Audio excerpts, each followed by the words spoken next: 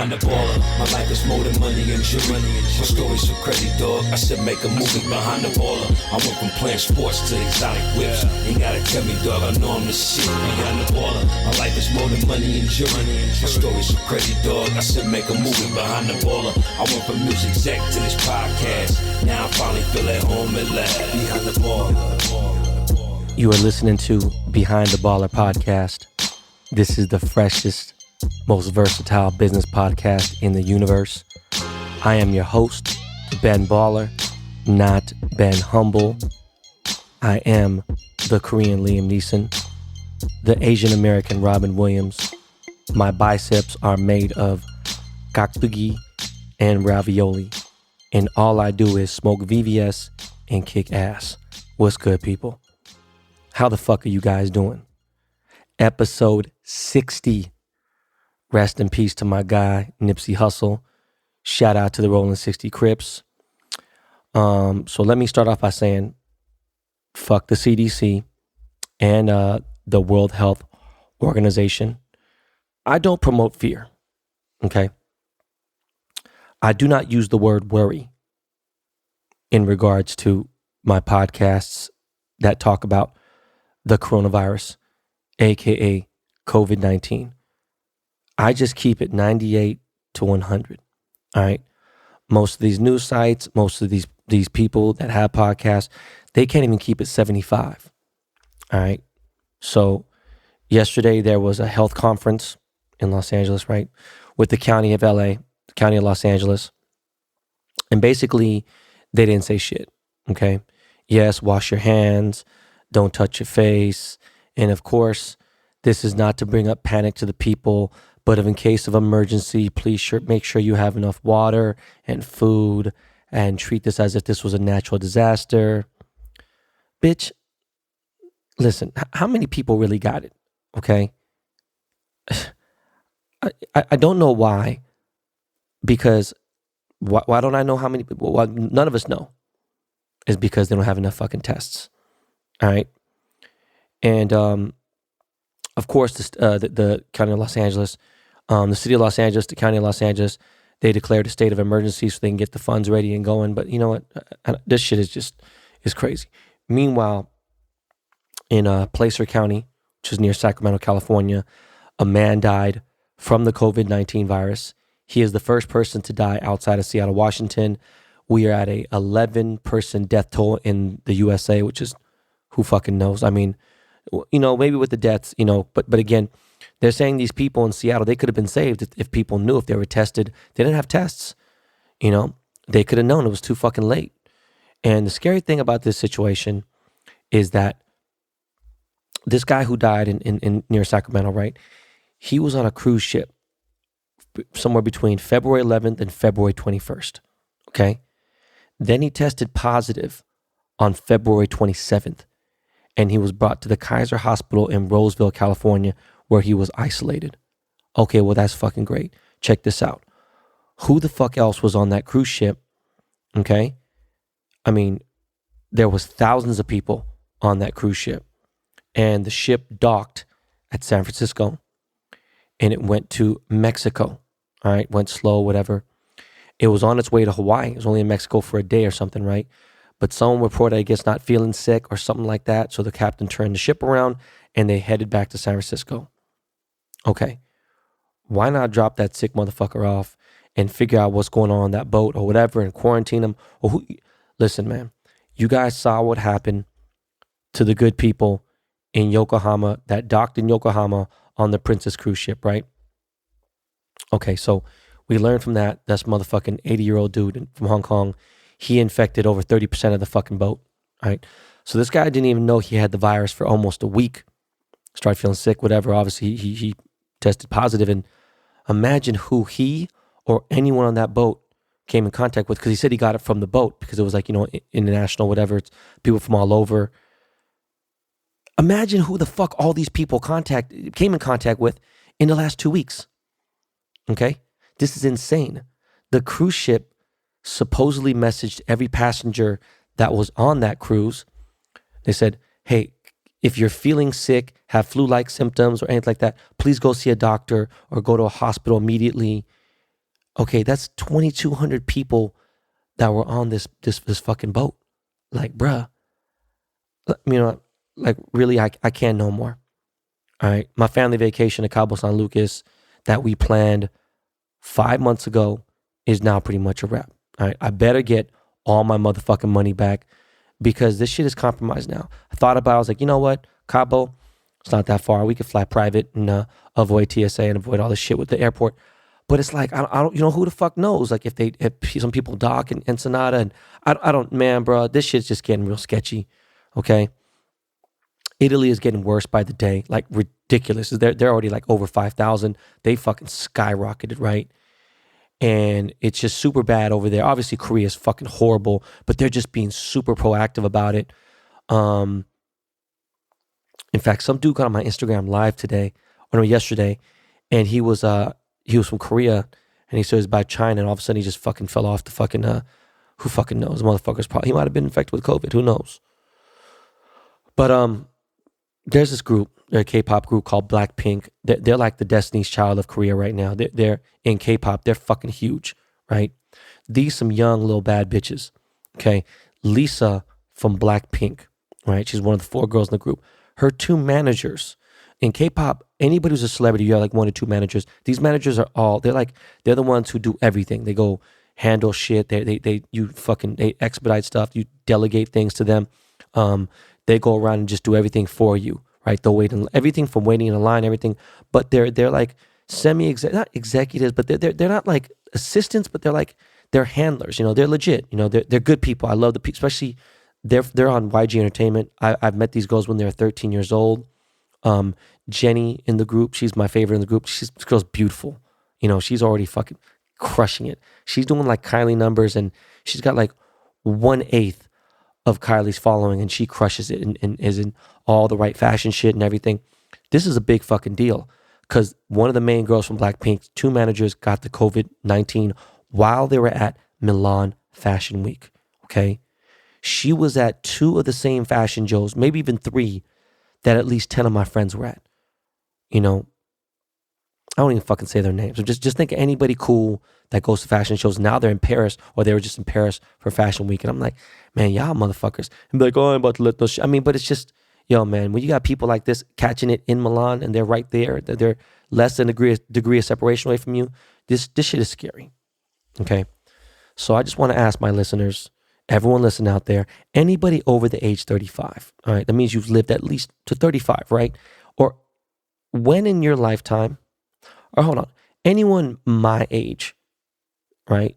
Obviously, or older, or 35 or older, when in your lifetime has there ever been not 1, but 4 countries where the country shut down schools, okay? They shut down all schools. Tokyo, Lebanon, Italy, China, shut down all motherfucking schools. People doing it from iPads, from online, whatever, from kindergarten to college. Okay, they shut down amusement parks. Motherfucking Disneyland is shut down all through Asia. They're considering shutting down fucking Disneyland in Paris. Okay, fucking Paris, they shut down the goddamn Louvre Museum. Okay, fucking Ultra Music Fest in Miami has postponed their festival. The Geneva Auto Show is canceled. There's a list of all the big things that are getting canceled and stuff, and like big gamer conventions, huge fucking Facebook, meetings and summits. Okay, I think next week, by next weekend, right? So let's give it like 8-9 days. By 8 or 9 days, I'll know. That shit's gonna dictate how serious this gets in USA. I already think it's gonna be. Mike Pence said that there's gonna be enough testing available for up to 1 million people in LA by this weekend. Okay, so once we get a legit number, and I know it's going to be bad, right? Because there's going to be a lot of people. I don't know. This influenza season's kind of ending. There's all kinds of shit. I bet you Coachella gets canceled. I don't give a fuck how many motherfucking people go there. They just crazy, man. But again, man, live your life, okay? Live your best life. Live your life. And don't let nothing fucking, scare you or nothing. I'm just telling you that, I'm not going to take the chances because obviously I have a child to worry about who has respiratory illness. So because London is he ain't got it like everyone else. So I got to protect him times 10. But I can't even give you a rough death toll across the world because all the numbers are bogus. Now specialists are saying that people are getting it from holding cash. Listen, I touch paper daily, okay? But I also use sanitizer every time, or I wash my hands any single time I touch cash, even if it's pocket cash, okay? No matter what, touching cash, sanitizer, whatever the fuck it is, 1,000%, I always do that, always. But just be aware of what you're doing, all right? The director of health for LA County, she gave a speech and she specifically said, do not touch your mouth, do not touch your eyes, etc. And then what does she do? Not even 1 second after saying that shit, she immediately touches her tongue to get her finger wet to turn the page in her fucking notebook. I mean, yo, all I do is touch my eyes and touch my nose on like a 10-minute, or every fucking 10 minutes or every 20 minutes. Literally, that's all I do. So on a positive note, I'm an open-minded person. Believe it or not, I really am. If I see any legitimate info about coronavirus, I use it, all right? I try to read up on this not being an aerosol virus, but everything leads to the direction of it being an airborne virus, Oh yeah, a handler at LAX who they said was wearing all the right protective equipment, hazmat suit, N95 mask, goggles, everything, whatever. He's there to test all the people who are entering the airport, entering LAX, right? For all the foreigners. And he's testing them, like doing like the temperature test, whatever. He's doing a screening. He caught COVID-19. And now he's home with his family on lockdown, right? I don't know. I just need a scientist or a doctor to explain to me how these people are catching it who aren't coming in contact with people. I know he is, but what I'm getting at is like, yo, bro, like he's not touching these fucking people. Like I'm just trying to figure out like what's really going on. The droplets they said are small, doesn't prevent you from certain things. Maybe the droplet went through again, but how are you getting it? You're confusing motherfuckers. All right. If a motherfucker didn't sneeze on you or it's something, it's lingering in the air, but it's not with, It wasn't someone direct you saw a sneeze or anything. It's got to be aerosol, Anyways, I don't want to spend too much time on this though, because we have a fucking legendary episode. All right. A legend, an extremely notorious figure in not just hip hop culture, but to just urban, all black people, biracial people. He's a pioneer in the gangster rap world. Not just rap alone. I met this dude fucking when I was a little kid. All right. When I was 12 years old, I met this dude. So much game that we spit in such little time. But actually, this interview is about an hour and a half. So just prep yourself. If you're on a long drive, it's going to be nice. You can break it up, whatever. We talking a lot. Ice can talk. He got a memory like a motherfucking elephant. But we could have easily went 2 to 3 hours, me and Ice. I had to do something that night. I felt bad. We could have kept going. He was so cool. Again, me and Ice go back so far. You'll hear about it. You're going to hear in the interview how tight me and this dude been over the last 30 years or so. But my fucking unofficial guy.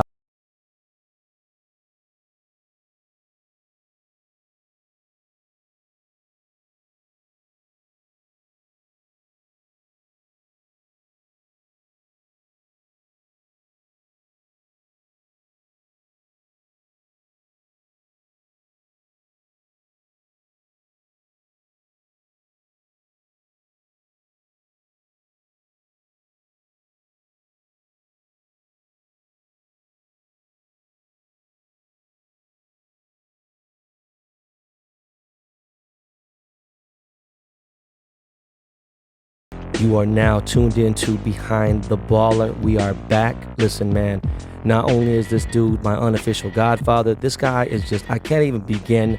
You think I got a crazy career and I've done everything? This motherfucker done 40 times what I done. Not 40.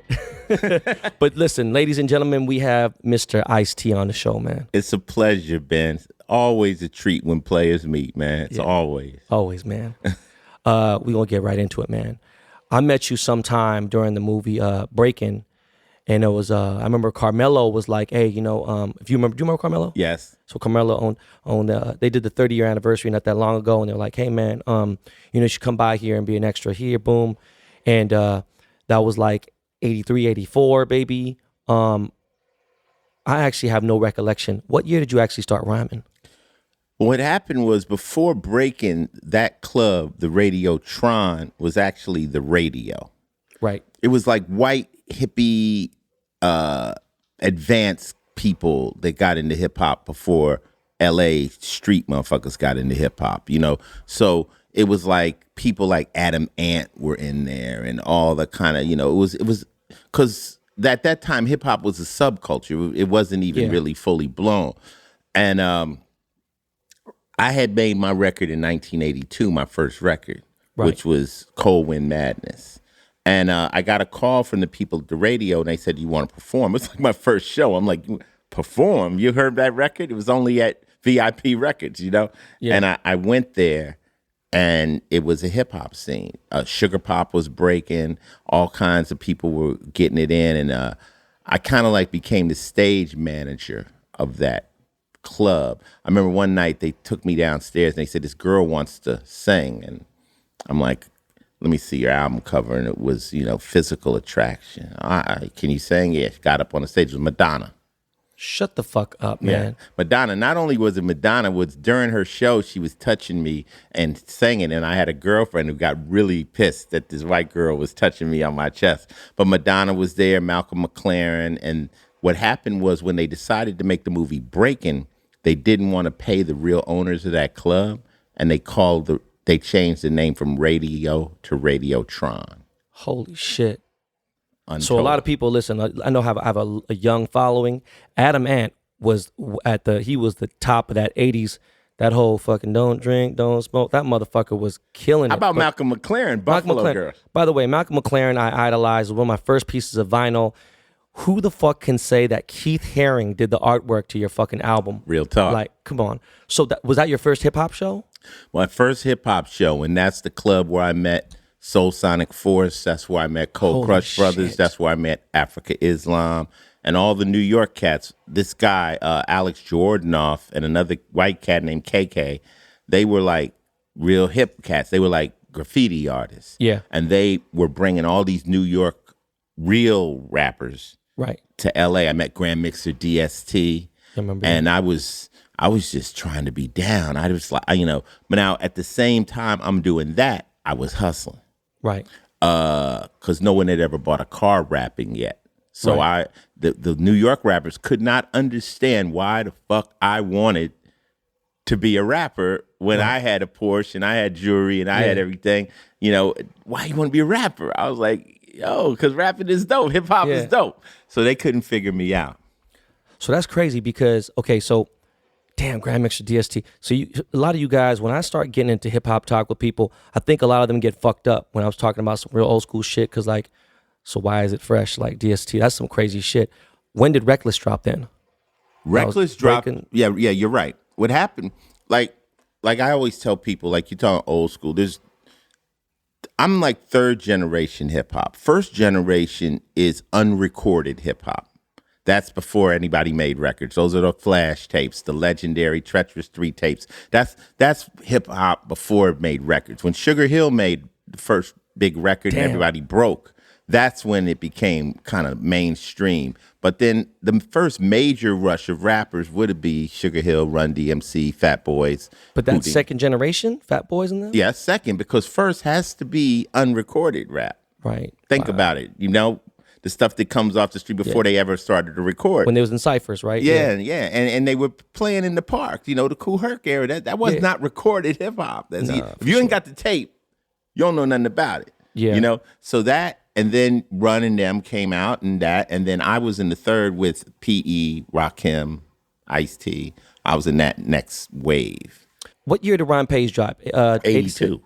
Ron Page? Yeah. No, yeah, Ron 86. Page. 86. Yeah. Was that under Sire Records? I forgot what label was that under? Yes, that was Sire Records. Okay. And that happened because I had put out records in L.A.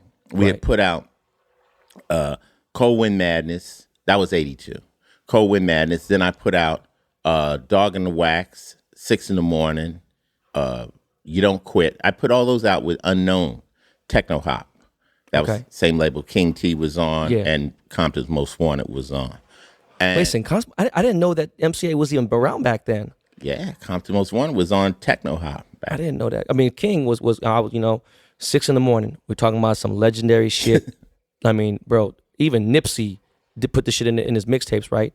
Well, So- 6 in the morning was kind of like the theme song for the 60s. When they heard 6 in the morning, the neighborhood was like 6 in the morning. Yeah. That was their theme song. And Bust the Right Turn was on Crenshaw. Exactly. So take me through the process of creating that song, man. Where were you?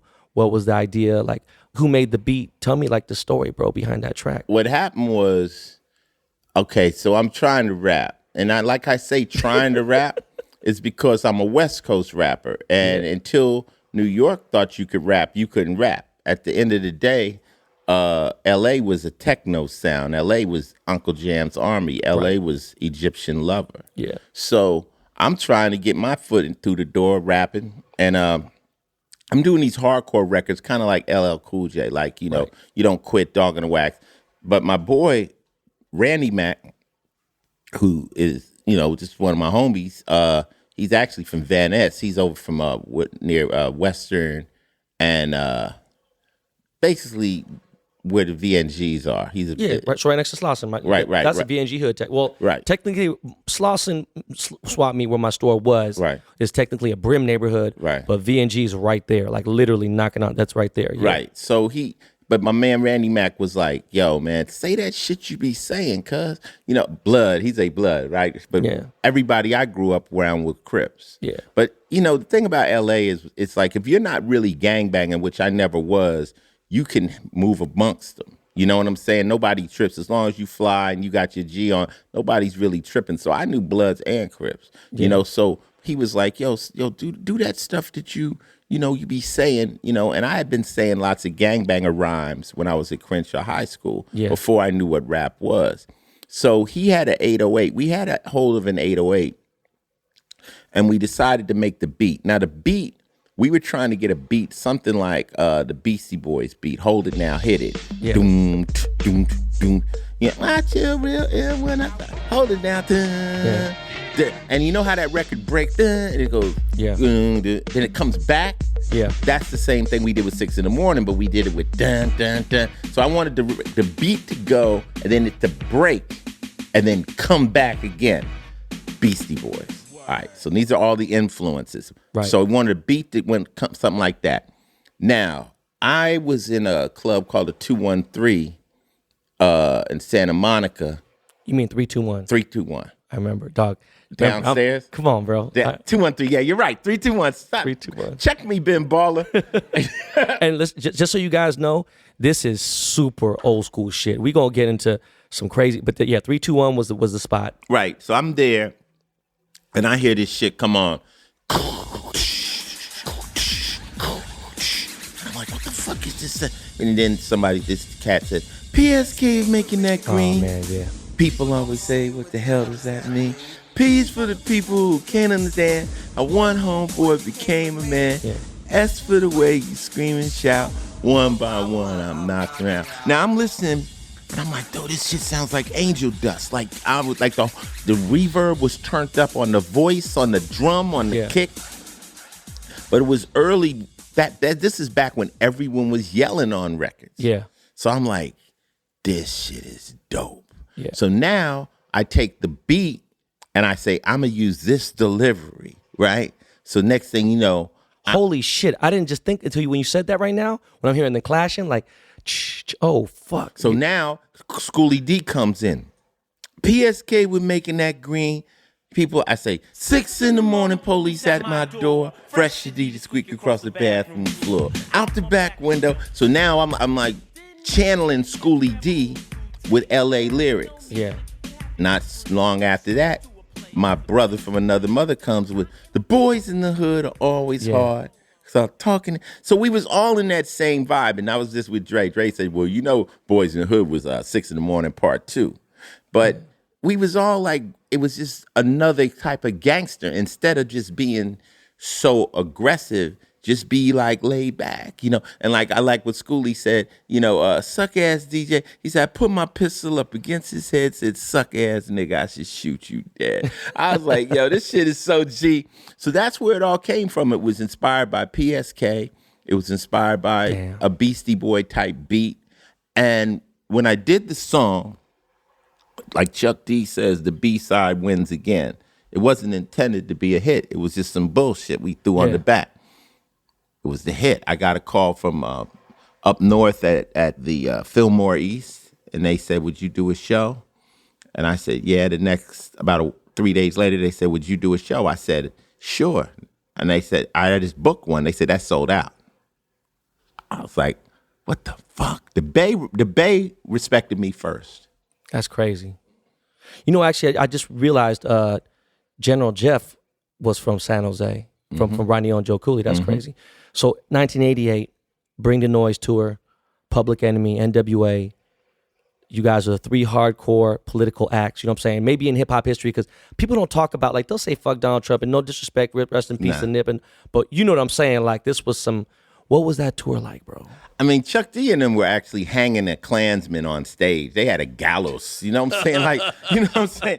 Y'all don't know what it's like to we were out there really breaking the law, fighting with the police, like, it was just on. Like, a guy talked to me the other day about how, you know, they used to come at us and say, if you say these words, we're gonna arrest you. And we would do the show, and they would shut out the lights, and we would jump into the pit and run out the side doors. It was like we were outlaws. Like, we were just breaking the rules, because you got a bunch of guys from LA and you telling us, we're going to put you in jail for saying words. To us, we were like, really? Catch me, motherfucker. Like, that's not really breaking the law to us. But it was just fun to be out there with Easy, man. Rest in peace. I was Cube, me and Ren. We all would bond. DOC was out there with us, Laylaw. You know, but see, what a lot of people don't know, chronologically, I had 2 albums out before NWA dropped Straight Outta Compton. So NWA kind of was like opening. Right. I was kind of like the bigger artist. Yeah. Till they dropped Straight Outta Compton, and they turned into Godzilla and just walked over me and shit on me like blah. Yeah. But the friendship never changed. Even though they were a bigger band, right? They never treated me like that. Everybody was like, yo, Ice, come on, man. We already know. So the love has always been there between us, and especially those of us that were out there, we all were bonded, you know? 100%. Yeah. You know, it's crazy because at my age, I was going out at a young age. Yes, you were. Yeah, I was hanging out. NWA was banned in all of Los Angeles. You was pretty much can't do, like, LA show, like LA County for real. Like, you wasn't doing no shows at the sports. They didn't want to have none of that shit. I remember this time, late 80s, right? Do you remember, I went to this show and I can't even tell, I'll never forget it in my life. Do you remember you performed at the Celebrity Theater in Anaheim with NWA? Yep. This was a time, like, you know, again, NWA was banned from Los Angeles. That's why we had to go to Anaheim. And I was like a fucking motherfucker. You were on stage, and from my memory to even think about this is crazy because it's 30-something years ago.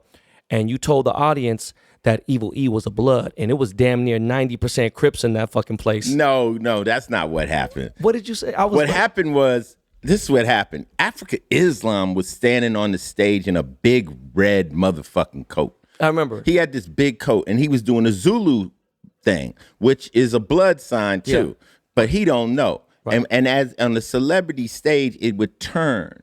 So, it's oh my God, bro. So he was riding by Grape Street, and they thought he was banging on him. And I told I said, look, dude, them purple niggas over there will snatch your ass off the stage. You might have overheard me say they think you a blood, right? Yeah. And then he immediately jumped off the stage, went back and changed his clothes and put on some like pony hide looking shit. And that was the end of it. But nah, I didn't say Evil was blood. No. It was funny though, because I remember Evil was like, what the fuck is going on over here? Why would I say? I'm not trying to get nobody killed like that, even though he was from a blood neighborhood. But so I remember you performed. Yeah.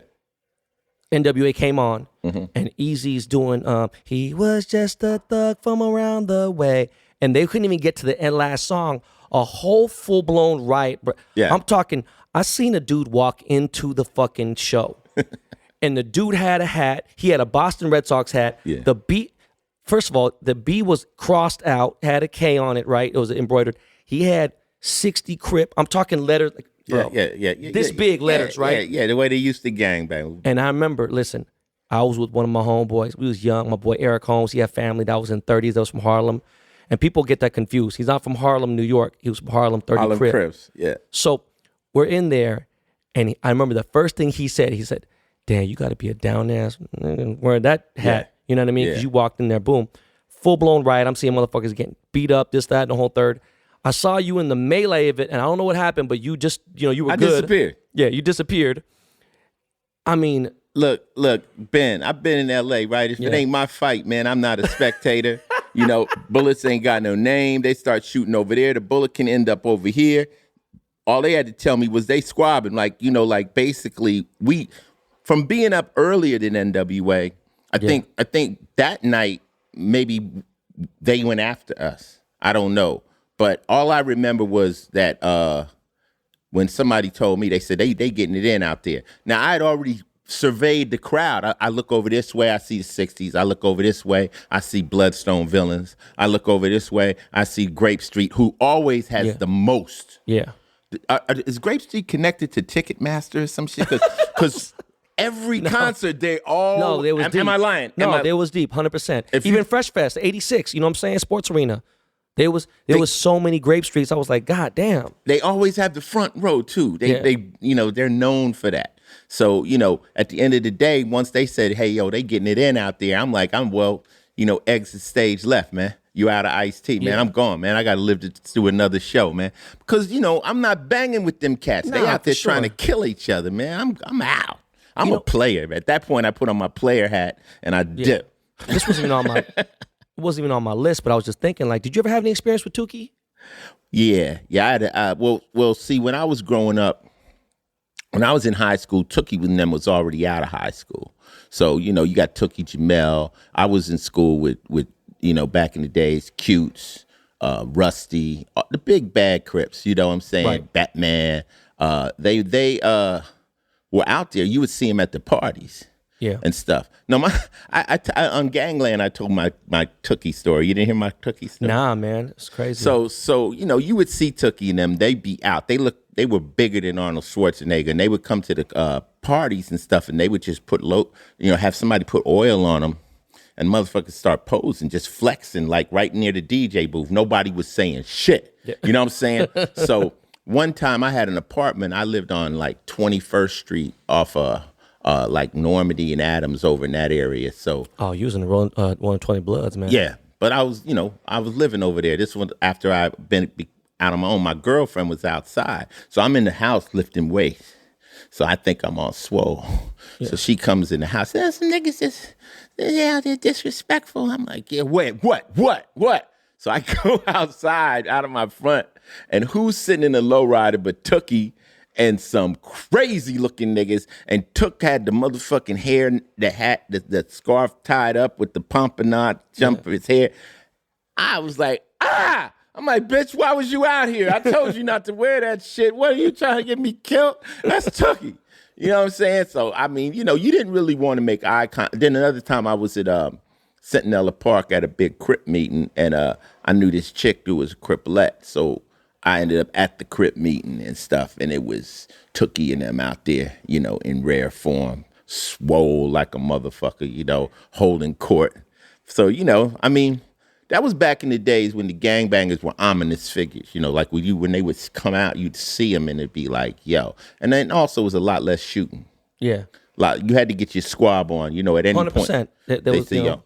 You had a squab. You could be right there, and the big homie be, y'all two squab right quick. I want to see y'all niggas squab. You'd be like, hold up, man, that's my man. No, y'all squab. I want to see y'all fight, right? Like, you had to get it in right then. So, I mean, back then, did you ever have an incident where someone tried to set you up at the crib or your studio or something like any I've been through it all.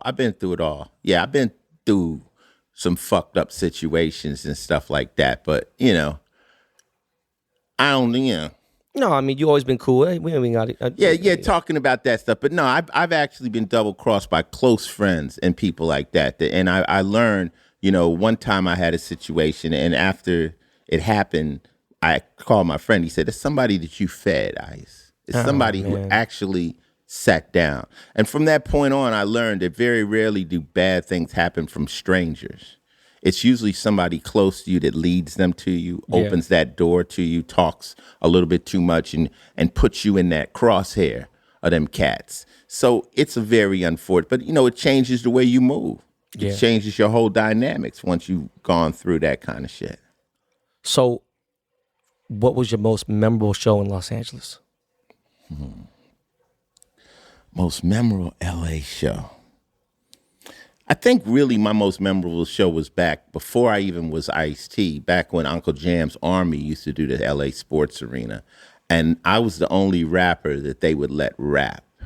And Damn. we were at the LA Sports Arena, and that's when they used to put like 7,000 kids in there to a dance, like before the word rave came out. Yeah. And they would be getting off. And then it's a crazy part where Egyptian Lover, and they'd be like, Uncle Jam's is about to go live. And they would turn on a drum machine, and they would hold the two records in the air, and the whole crowd, because they had never seen a drum machine. Yeah. And they were showing off like, we don't have the records playing right now.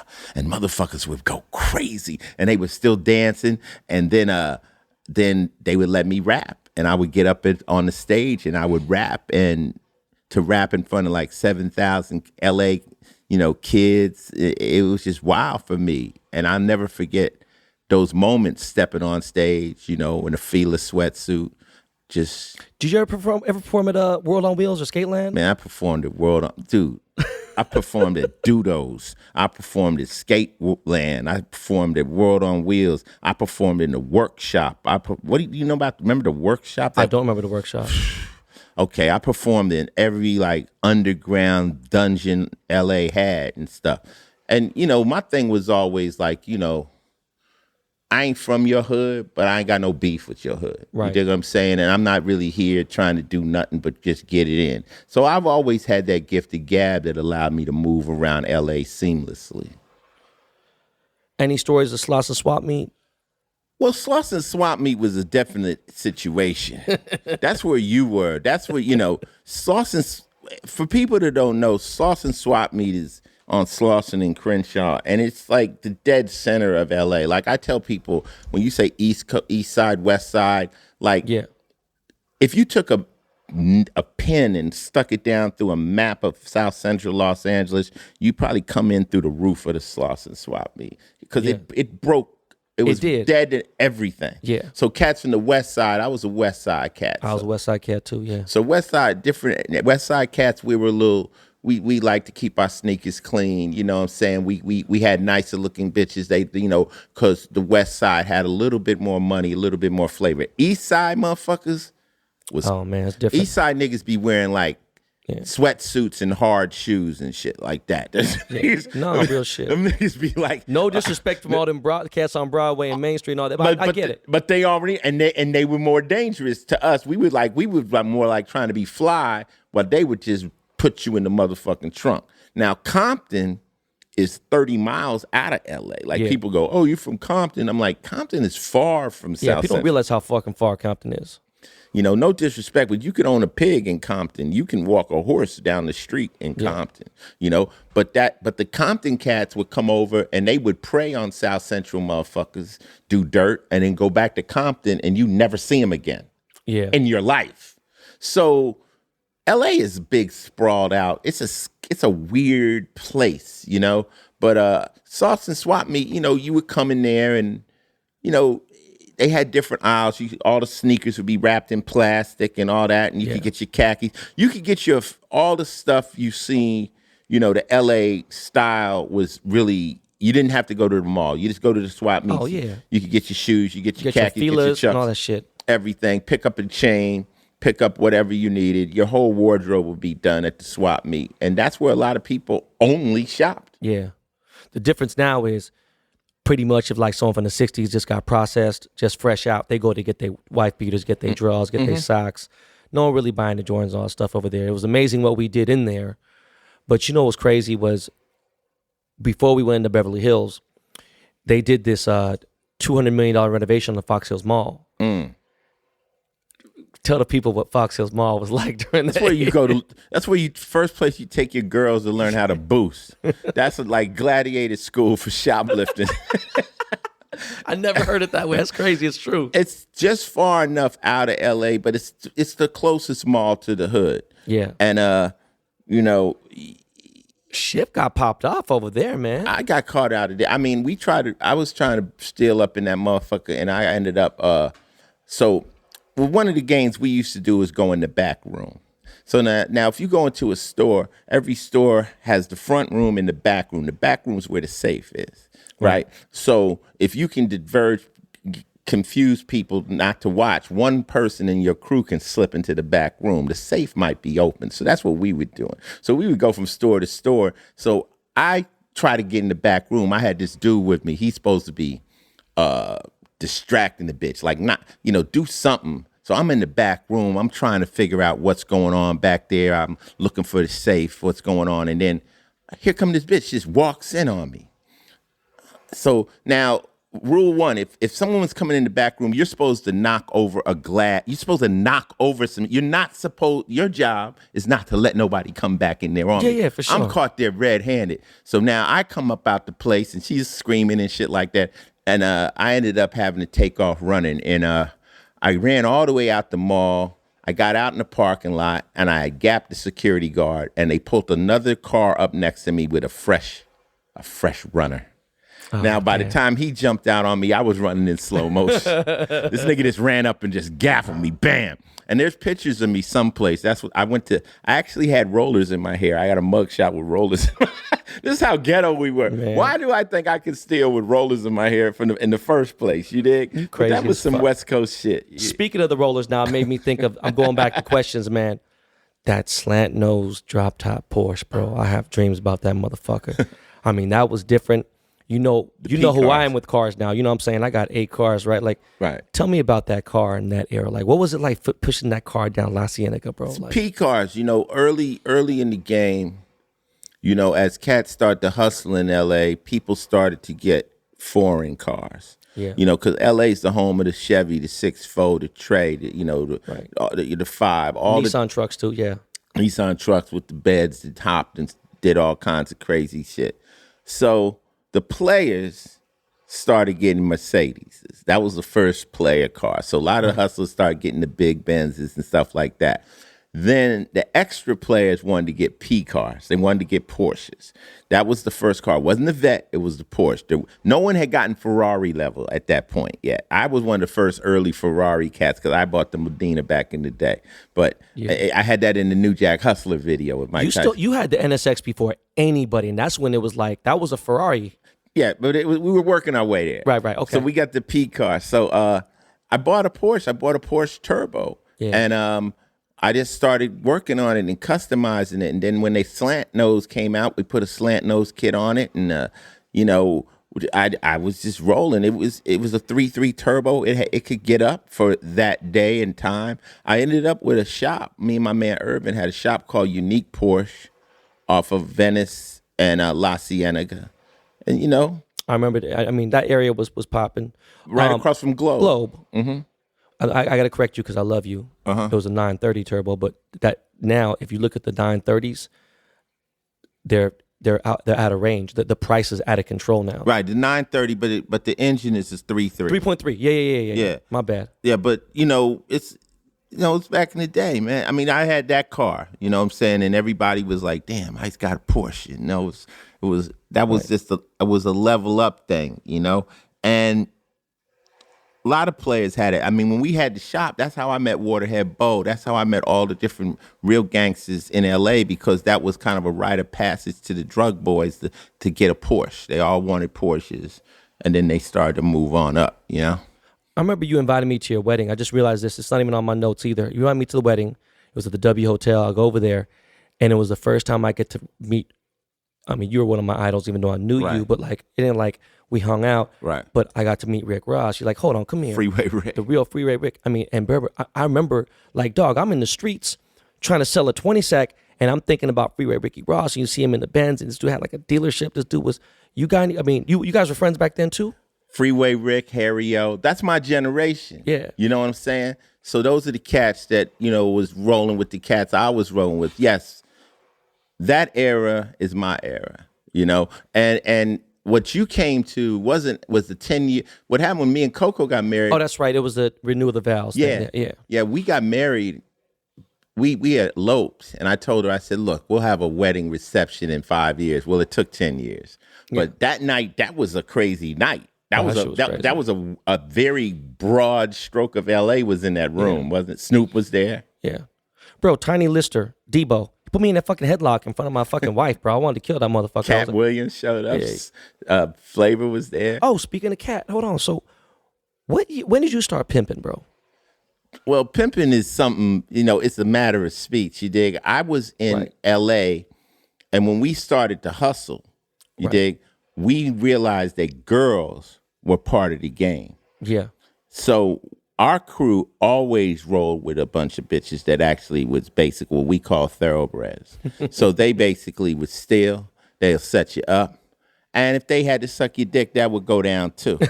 You know what I'm saying? But I never was no stand-up pimp on the corner putting pictures on the track. That I didn't mean it like that. My bad. Yeah, but I always had finesse with the females and stuff like that, and we had chicks on hand to send if that was what the job required. You understand what I'm saying? But the flavor of the pimps and the hustlers bled into us because, like I said, my crew wanted to be more players versus the gangsters. So we were the guys with the perms, and we were the guys with our fingernails and our hair, well manicured, and we was talking that shit, kicking it, but we always told them niggas, yo, we'll turn this P into a G real quick, nigga. I might have on this elite sweatsuit and motherfucker, but I got a pistol too. You understand me? Don't get it fucked up. So that's why early when Ice-T came out, I came out kind of like as the LA player. If you look at my first album cover, I was in the Porsche. I had Darlene up there. Yeah. I wasn't really representing gang banging. Nah, you was representing that lifestyle, man. Yeah.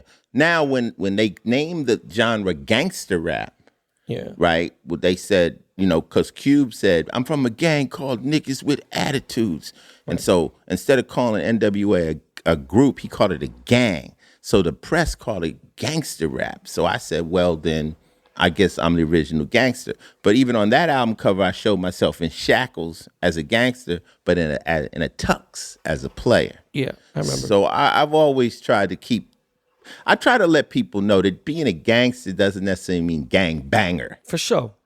Doesn't mean that. It just, to me, people say, well, what's a gangster? I said, it just means we don't back up. I don't really back up well. Yeah. You dig? I'm players play you out of shit. Players convince you or finesse you out of shit. Gangsters usually say or else. Right. They use force. You're going to do this or else. Yeah. I've never been that much of a guy, but I don't accept or else's. Like, motherfucker tell me nigga or else, then okay, nigga, then now we going to play gangster shit. You dig what I'm saying? So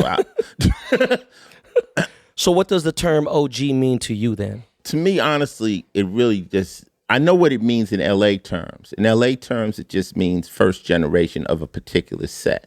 Right. So whoever was the Sloss and Crips, those the first cats were the G's. Right. Then you got the baby gangsters, and it moves on up. But it also meant original, like the OG 501, the Jeans, the OG Chuck Taylors, the OG Shell Toes, the original ones, the first ones. You dig? So to me, OG just means original, and that means before it. Like if I say I'm original, I say before me there was none. Right. There was none. Now. And anything that copies can't be original. It's counterfeit. So you're an OG to me. Thank you. Because you're a one of a kind Korean motherfucker right out of the motherfucking hood. Yeah. You know what I'm saying? Everybody knows you. You made it. Right. I mean, come on, Ben. Many, many nights motherfuckers might have said, man, we going to take this guy's head off. We don't know. And somehow we're still sitting here. Yeah, real shit. You dig? So, you got G status for that. Who else is like you in LA? I can't think of one person. There it is. So Straight that gives you got G status for Man, real. This is crazy, man. Where were you in LA during the Rodney King riots, man? I was in Hollywood at the time when Rodney King shit popped off. At that time I'd already got my crib.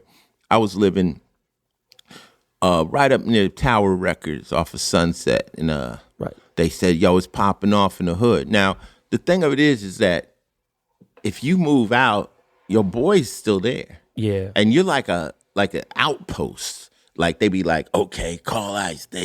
What's happening? So they came up and they told me, they said, yo, shit's popping off down the hood. So now we looking, and come to find out, I knew the cats that set it off from A-Tray, football and Kiki. I know them guys. Right. So I'm like, whoa, that's the homies. Right? I see them on TV. I'm like, what the fuck? So I call Shawnee Sean. I'm like, yo, he said, yep, that's them niggas right there. So they really set off. It's not funny, but it's crazy to say, I know the motherfuckers who started the riots, right? Yeah. But they A-Tray gangsters from right over there on Florence and Normandy. Right. So, and they've been documented and they've talked about it since then. Ain't no snitching going on in this motherfucker. No, I feel you. I know. But I felt that right there. I feel, yeah. Yeah, but I didn't know what to say. But I'm like, wait a minute, they've been out here, they've talked about it and stuff. But at the end of the day, I ended up going down there. So what happens is now, the fuck? Why would you do that? Okay. Because I wanted to see it. Right.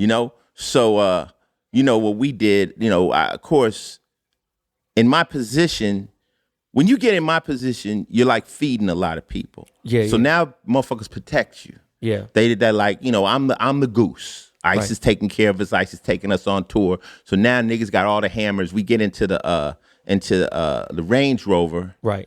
And we're well heated. So we like, let's go. So we roll in. We coming down. Hit Wilshire. Hit Crenshaw. Now we're rolling in. We come over to Santa Monica Freeway. I mean, what's the freeway right there? The 10. 10. Then you're going to Overhill. Over to Adams. No, we're coming down. Okay, going to Adams, okay. And then it starts to get real. Like, you see, it's starting to start to feel it. Fires. Man. We passed KJLH. I'm like, yo, this shit is getting heated. We passed Forest Lawn Mortuary. We like, yo, this shit is crazy. We get in, we go way down. We go to our neighborhood, like in the 40s. We go over there by Mustang Motel. It's like celebration. It's like people are in there like they took the city. Like, no police. Yeah. So people like, yo, what up, Ice? My nigga, you out here with us? What's that? Now, at the meantime, these niggas is robbing the fucking, all the pawn shops was really getting hit hard. Damn. Western Surplus got hit hard. Damn. All the pawn shops, motherfuckers was hooking up trucks to ATMs and pulling this. I mean, it was wild. It was anarchy down there. Ice. I was on the corner of motherfucking San Vicente and Pico, where World on Wheels is. Right. I was going through Midtown trying to get to the west side. Playboy gangster hood. And Schoolyard Crips and all them was over there. I'm going over there, and I see a fire truck pass by. Mm-hmm. And I'm like, oh, shit, hold on, we good. Fire truck passed by, and I see 5 motherfuckers driving the fire truck, bro. It was wild. You know how insane that shit is? And I got my relatives on the roofs in Koreatown shooting that motherfucker. Yeah, the Koreans wasn't having it. They wasn't having it. Yeah. Respected the Koreans out there for holding it down. They were holding Koreatown. They holding my hood down, They had to, because shit got out of hand. Yeah. Shit got out of hand. Motherfuckers was taking what could be took. But, if you was black and, you was down there. So I went down there. I saw the situation. I came back. I wrote a check out. I took it to KGLH, donated money to the Red Cross and all that, blah, blah, blam. I didn't do the photo op. I just did the check. They had a big ass check there. They had a big check. Like for people that would sign it, you want to take a picture with the big check? I'm like, let's take the paper. You know what I'm saying? Because it was from the heart. Because I knew there was going to be some rebuilding to do. The crazy part was, do you know that night, you might be able to find it, but like I think it was one of the news channels brought me in. Right, so I get a call and they go, "Yo, get iced tea." So they come and they get me. And they say, "We want you to talk on the news." So they bring me down there and they put me on and they got me in front of the camera and they go, "Tell them to stop in 5, 3, 2." I'm like, "What?" So now I'm sitting there and I said, as well as I could think, I said, "Yo, I hate to see my neighborhood destroyed. I know that we're hurting ourselves down here. And it's very unfortunate that we have come to this point. But I cannot honestly say that if I wasn't in the position I am, that I wouldn't be out there with y'all." They was like, cut him off, like that. And they got me off the air because I was in a position where I said, I got to speak from the heart. 100%. And that's somewhere. That's in somebody's archives. I feel like I vaguely remember seeing it somewhere. They didn't know what I was going to say, but what the fuck was I going to say? No, I hear you. What can I say? Stop. Like, why can't we all get along? I was like, yo, I mean, see, the thing with Rodney King is when we saw the cops beat his ass. Yeah. We did not riot. No one rioted. We waited on justice. Everybody saw it. But when those motherfuckers was found innocent, Yeah, that shit was crazy. like the innocent means there was no crime. Yeah. That triggered everybody that got somebody sitting in jail for traffic warrants. They were like, hold up, my cousin is stuck. Yeah. And you telling me they didn't do shit? Oh, we got to tear some shit up. And you know, the thing about a riot is what people don't understand. A riot is a tantrum. It's not focused. Nobody went to let's go to Beverly Hills or let's go. It's a tantrum. Like it's like what an inmate does. He burns up his own mattress. Yeah. It's a tantrum. So thank God it's a tantrum and not a focused attack. Yeah. That's crazy, man. That was 92. So like, hold on. We will go back a little bit now, right? Like, man, tell me about New Jack City, dog. Oh, you're a funny dude. New Jack City was right during, right before I did the OG album. So, you know, I'm kind of like peaking. Power was out. I think the Iceberg, I was about 3 albums in. And I was in, Did that don't you think that kind of catapulted you into the next Hollywood level. scene? Yeah. There's levels. I had never acted like in breaking. I was called featured rap talker. That didn't do nothing for me in Hollywood. So I'm at the club and I was in the bathroom and some niggas was talking shit to me while I was like taking a shit or something. I was in there. I was talking my shit. I was like, yo, motherfucker, they could just put me under a microscope and find one molecule of me that gives a fuck. Then they could angle me, but they can't angle a nigga, right? So Mario Van Peebles overheard me say this.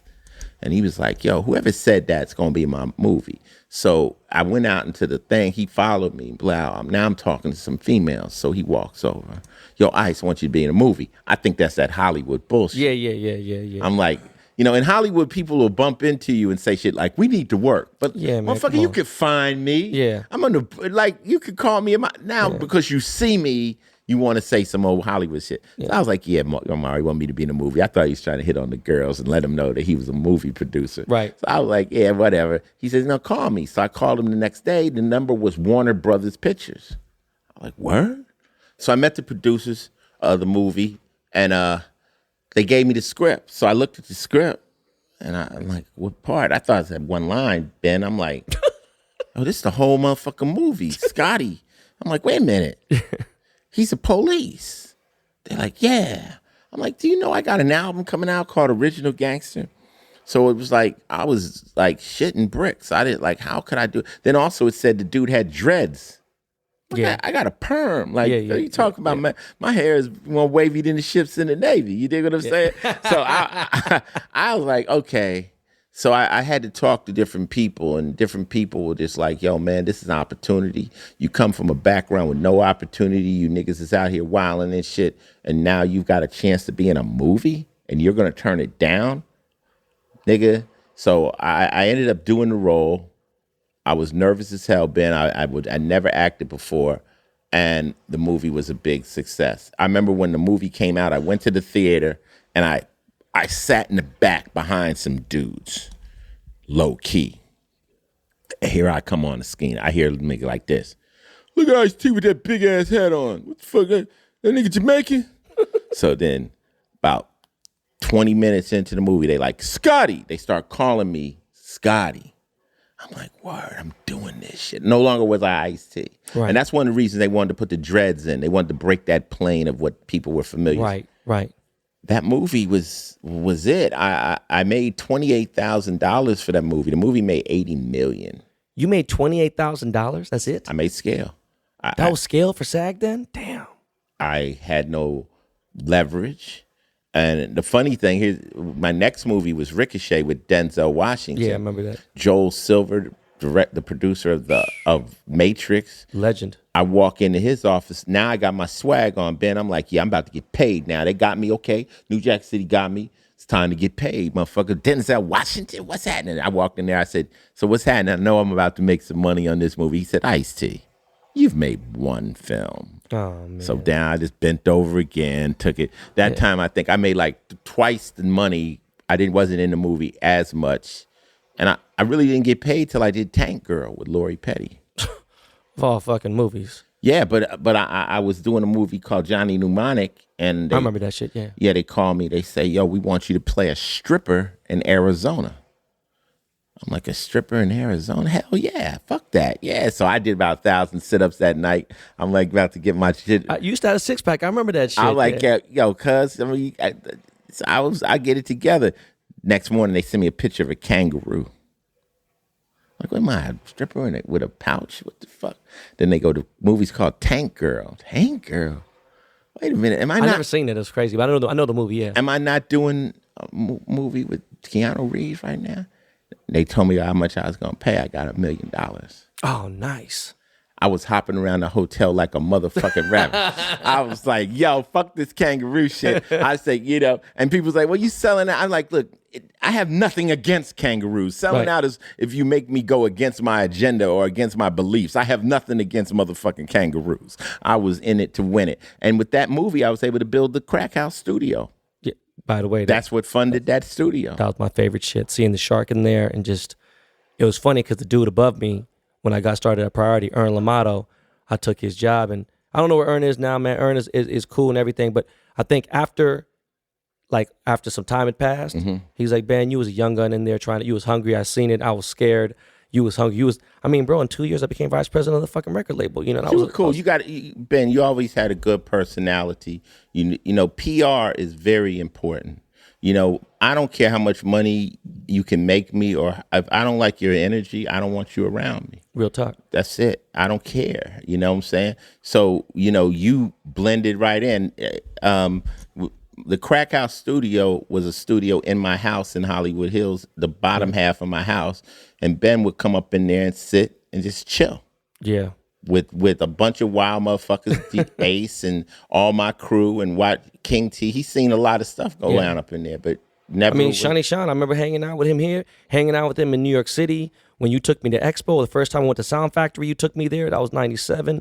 I was there for a soundtrack.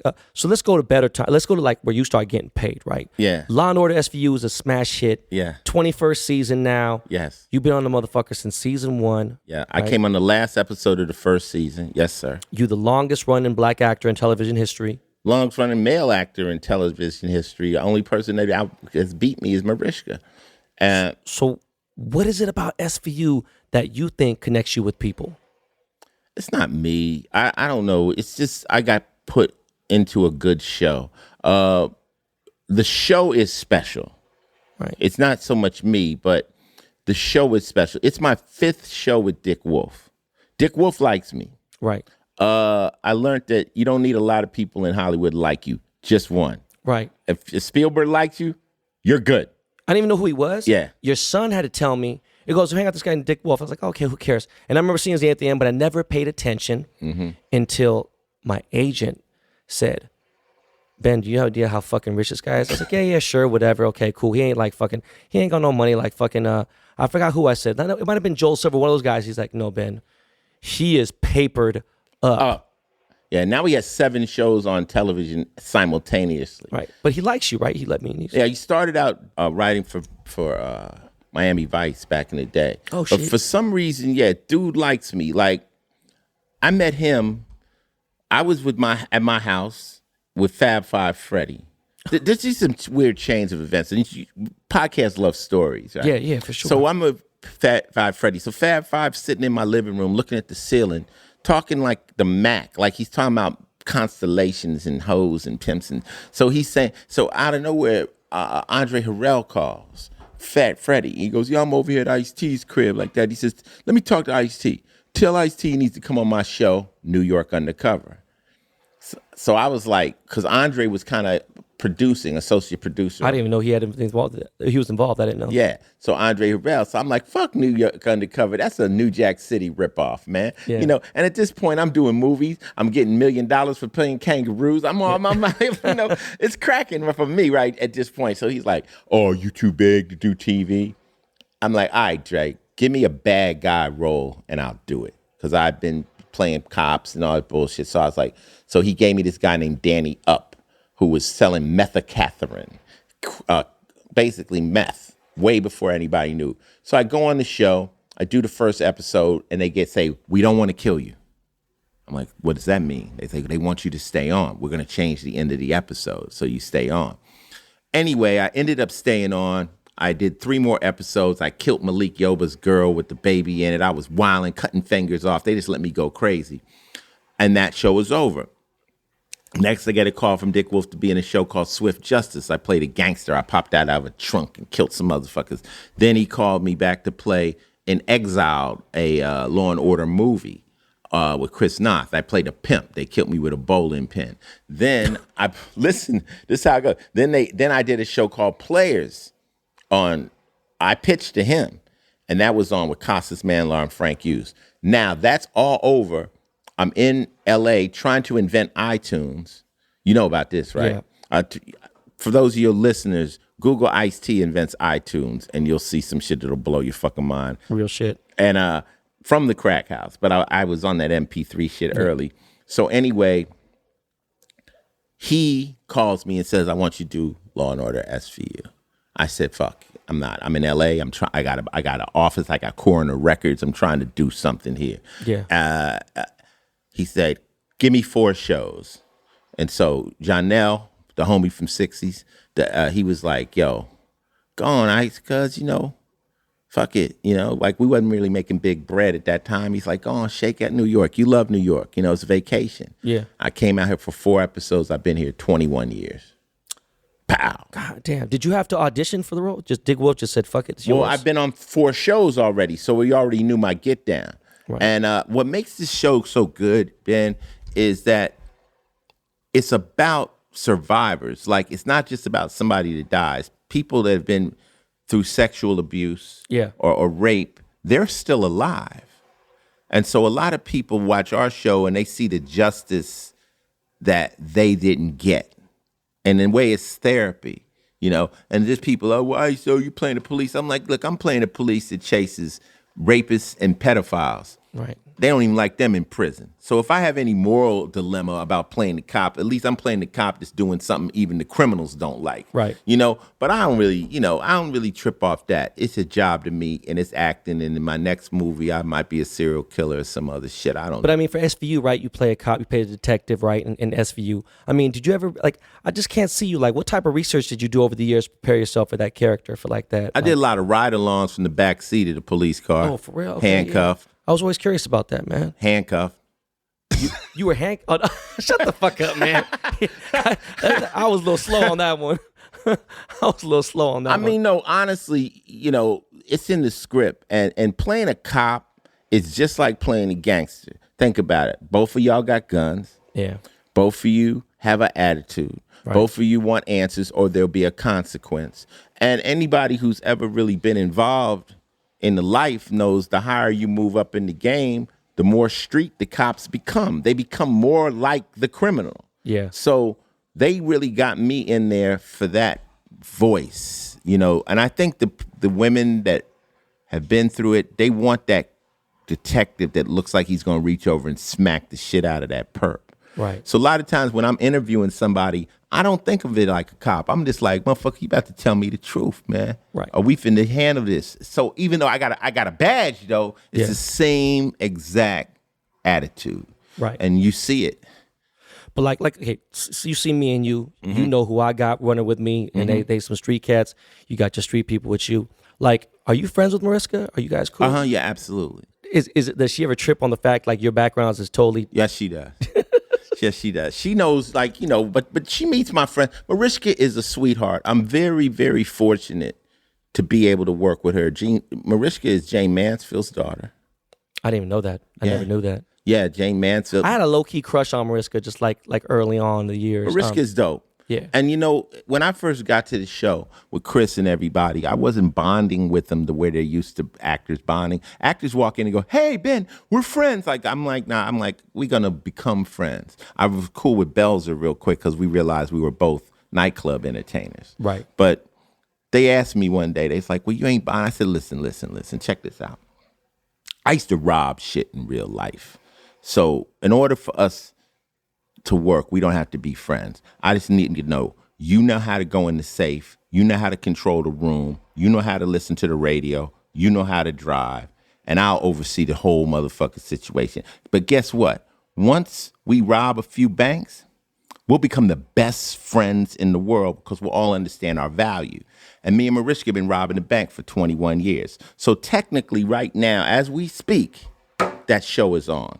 It's on somewhere. No, for real, it is. And she is on the edge. Maybe it's her face. So she's basically helping me. She's feeding me. Yeah. And when I'm on, I'm feeding her. So you begin to, it's like a team. No, for sure. I understand. Yo, you ain't on this show because you're not pulling your weight. So, but I'll tell you a funny story. So I when I got on the show, I still had my bullshit attitude. Like, TV, I make movies. I can make $1 million playing a kangaroo. I'm like, I ain't fucking what's up with this shit. So 2 years in, I was looking at my numbers, my accountant sent me, I'm like, what's this number right here? Right. She said that's residuals. Now shit. with in movies you don't make residuals. Yeah. You get for New Jack City TV show on BET you get $40. Right. With TV it's pretty lucrative. So I saw that number, and she says every time it syndicates it's doubling. So I went from I don't know how long I'll be on this show till I will be here till they throw my black ass off kicking and screaming. And for me, it's easy because like I got my little humble crib. I go to the show. I do my show. I play Xbox. That's all I do. Yeah. I'm not around all the hip hop bullshit. I'm So happy. check it out. Sometimes you get on Twitter and you get loose, right? You tell motherfucking bitch to eat a dick, this and that. Do the producers of Law and Order, they trip on you talking that shit? Or they just like, that's ice, too bad? Well, there's a line I can't cross. I know, but I'm saying like, these people deserve it. They coming at you and you Exactly. tell them to go fuck himself and they don't trip, right? You know what it is, man? Ben, I've been able to put out that, I'll say any motherfucking thing. I don't give a fuck, but I know what the fuck not to say. For sure. You understand what I'm saying? I'm exactly the same way. So motherfuckers got me, Ice is crazy, but I know where not to cross and when you're going too far and all that extra shit. But usually I don't attack people on Twitter. People, because they like to throw rocks at the lion in the lion cage. They want to see me roar. Some people really want me to. They do. They do. So, but I've never, since I've been in Hollywood, had anybody, and this is big misconception. Well, people say, well, they're going to ask you to do this, they're going to ask you to do that. Since I've been there, I've never had anybody tell me what not to do, how to act. They ain't came at me, try to put me in a dress yet. I know that's one of those big ones. Oh, that's man. another one. But they haven't got at me. I think they scared. They like, well, Ice, would you? No, this nigga might kill us all. Yeah. But I have never had that happen. Like I think people that fuck with me for this. It's like kind of like when Snoop kind of went off left.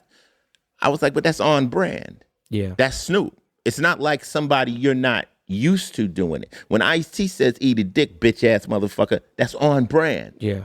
That's Ice-T. 100%. But if Mariska said it, it would make that, you see what I'm saying? Yeah. So certain people, we got a little bit more leeway, I mean, the way they try to diss me is say I'm a square, which I'm proud to be at this point. All gangsters want picket fences and kids at the end of the day, man. We don't want to be out there wilding forever, man.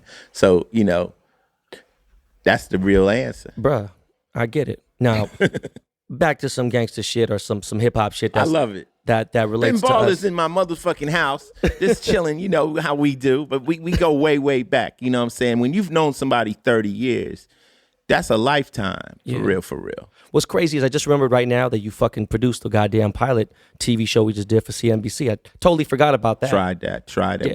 We shot. In Hollywood, you got to take your shot. You was there. We produced a show called, American Hustler. And, But they said it wasn't my fault. They didn't fuck with the other dude. They fuck with me. Hey. We did. Me and CJ Mack got together. They said they need a hustler. I said, Ben Baller.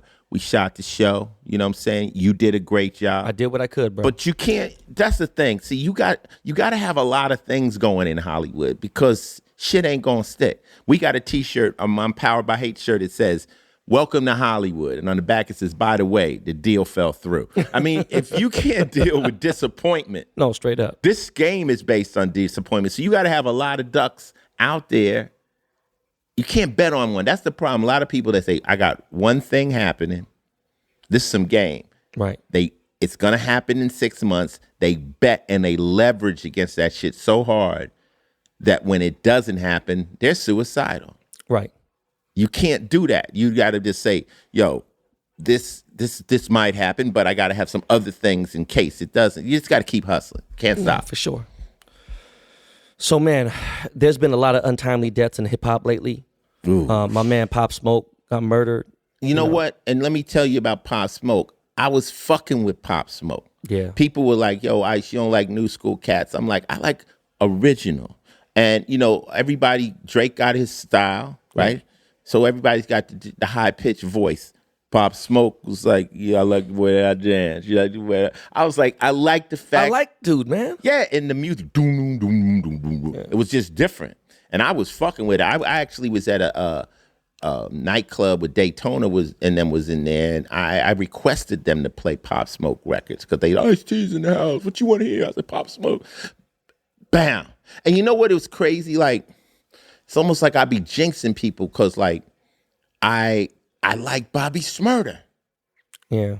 I was like, because I felt when I heard GS9, I'm like, these kids are authentic. Yeah. I knew they were authentic. And I'm like, Pop Smoke, this shit sounds so real. It's almost like it's dangerous, And it ended up, I don't know all the stuff that ended up happening, but for a 20-year-old kid to die. It's crazy. It's you called up. me. You called me right after it. We talk about it. But like after he gets murdered, right? Blueface, schoolyard crib. Blueface comes out and says, hey man, these out of town rappers, they need to check in with the natives before they come into town. That's stupid. You can't, checking in, how you checking in LA? Let me ask you a question. LA's 40 square miles of wild motherfuckers. How the fuck do you check in when every block is fighting every block? If you're going to check in, you're going to have to stay on that block because that's their jurisdiction. Because as soon as you move in 10 miles or 5 miles in another direction, them niggas don't have no motherfucking respect for nobody. Listen, I don't know the details to Pop Smoke shit, but I doubt if it had to do with checking in, and I don't think so either. And I doubt if, Blueface should say some crazy shit like that. See, we just came from an East Coast, West Coast situation. Everybody should be able to travel. I check in where I go because I know people. If I go to Houston, I know people in Houston. Yeah. If I go to Detroit, I got cats. But how do you check in when you don't know nobody? Yeah. If you ain't from LA, how do you check? Do you go to gangbanger.com and say, like, I'm going to be in this area? Okay, let me say this. Honestly, because I don't want to speak about it because I talk about it a lot. I want your opinion. What do you suggest to these young cats that got some paper? They come to LA. They don't know how the streets move out here. They don't know, like, how do you suggest that these cats should move when they come out here? First off, don't gangbang. If you are not gangbanging, don't just get a record deal and start gangbanging. Gangbanging, kids start at 12 years old and they're deep in. And LA gangs don't really respect gangs from out of town. I'm just letting you know. You could be a Crip from Idaho. LA niggas is Real like, talk. We ain't, Yeah. But they will pull you in, rock you to sleep, and extort you. So don't get it fucked up. Yeah. But first, stay out of the gang shit. If you, like Ice-T, original gangster. I never claimed a set. If I came out in LA and I said, okay, well, I went to Crenshaw, so I'm not neighborhood, but I'm from the neighborhood. Why do that? Because now I just put ETGs on my bumper. I just put Hoover on my bumper. I put 60. I put Harlem. I claimed the West Coast. Sometimes I would take pictures in blue, red, black. We wore black a lot. Then I met Raider from Santana Block. He like, we wear black. I'm like, I didn't know about that. The black shit was new to me too. That's Santana Block Crip. Yeah. So anyway, stay clear of that if you don't have to do that. Other than that, flossing, like, take it easy. You know what I'm saying? If you showing off a bunch of money, you know what I'm saying? Like, you got to understand, in every ghetto, I don't care, anywhere in the United States, people are listening to this all over the United States. There is a car rolling through that hood right now with 4 guys, 4 guns, and $20 in that car between them niggas. Now, you posting some shit up on the Instagram, a big old stack of money, 100,000.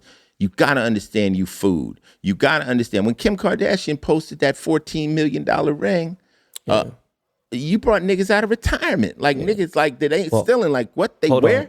Wait a second. Let me explain something too quick because I'm a little closer to the situation. Okay. When that happened, the first thing I thought, you know what? Maybe this is some bullshit. It's fake. And then I checked in with some of my people out there and I Right. said, Ben, where is the number one pickpocketing go on in the world? Paris. All the gypsies going crazy.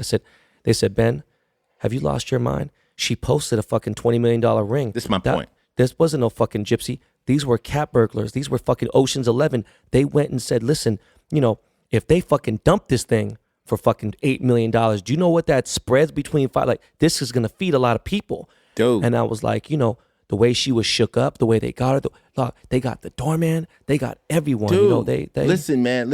I ain't broke the law in years and years. The Marriott's right down here. Somebody posts a fucking thing up saying we got 10, 20 million in cash right down here.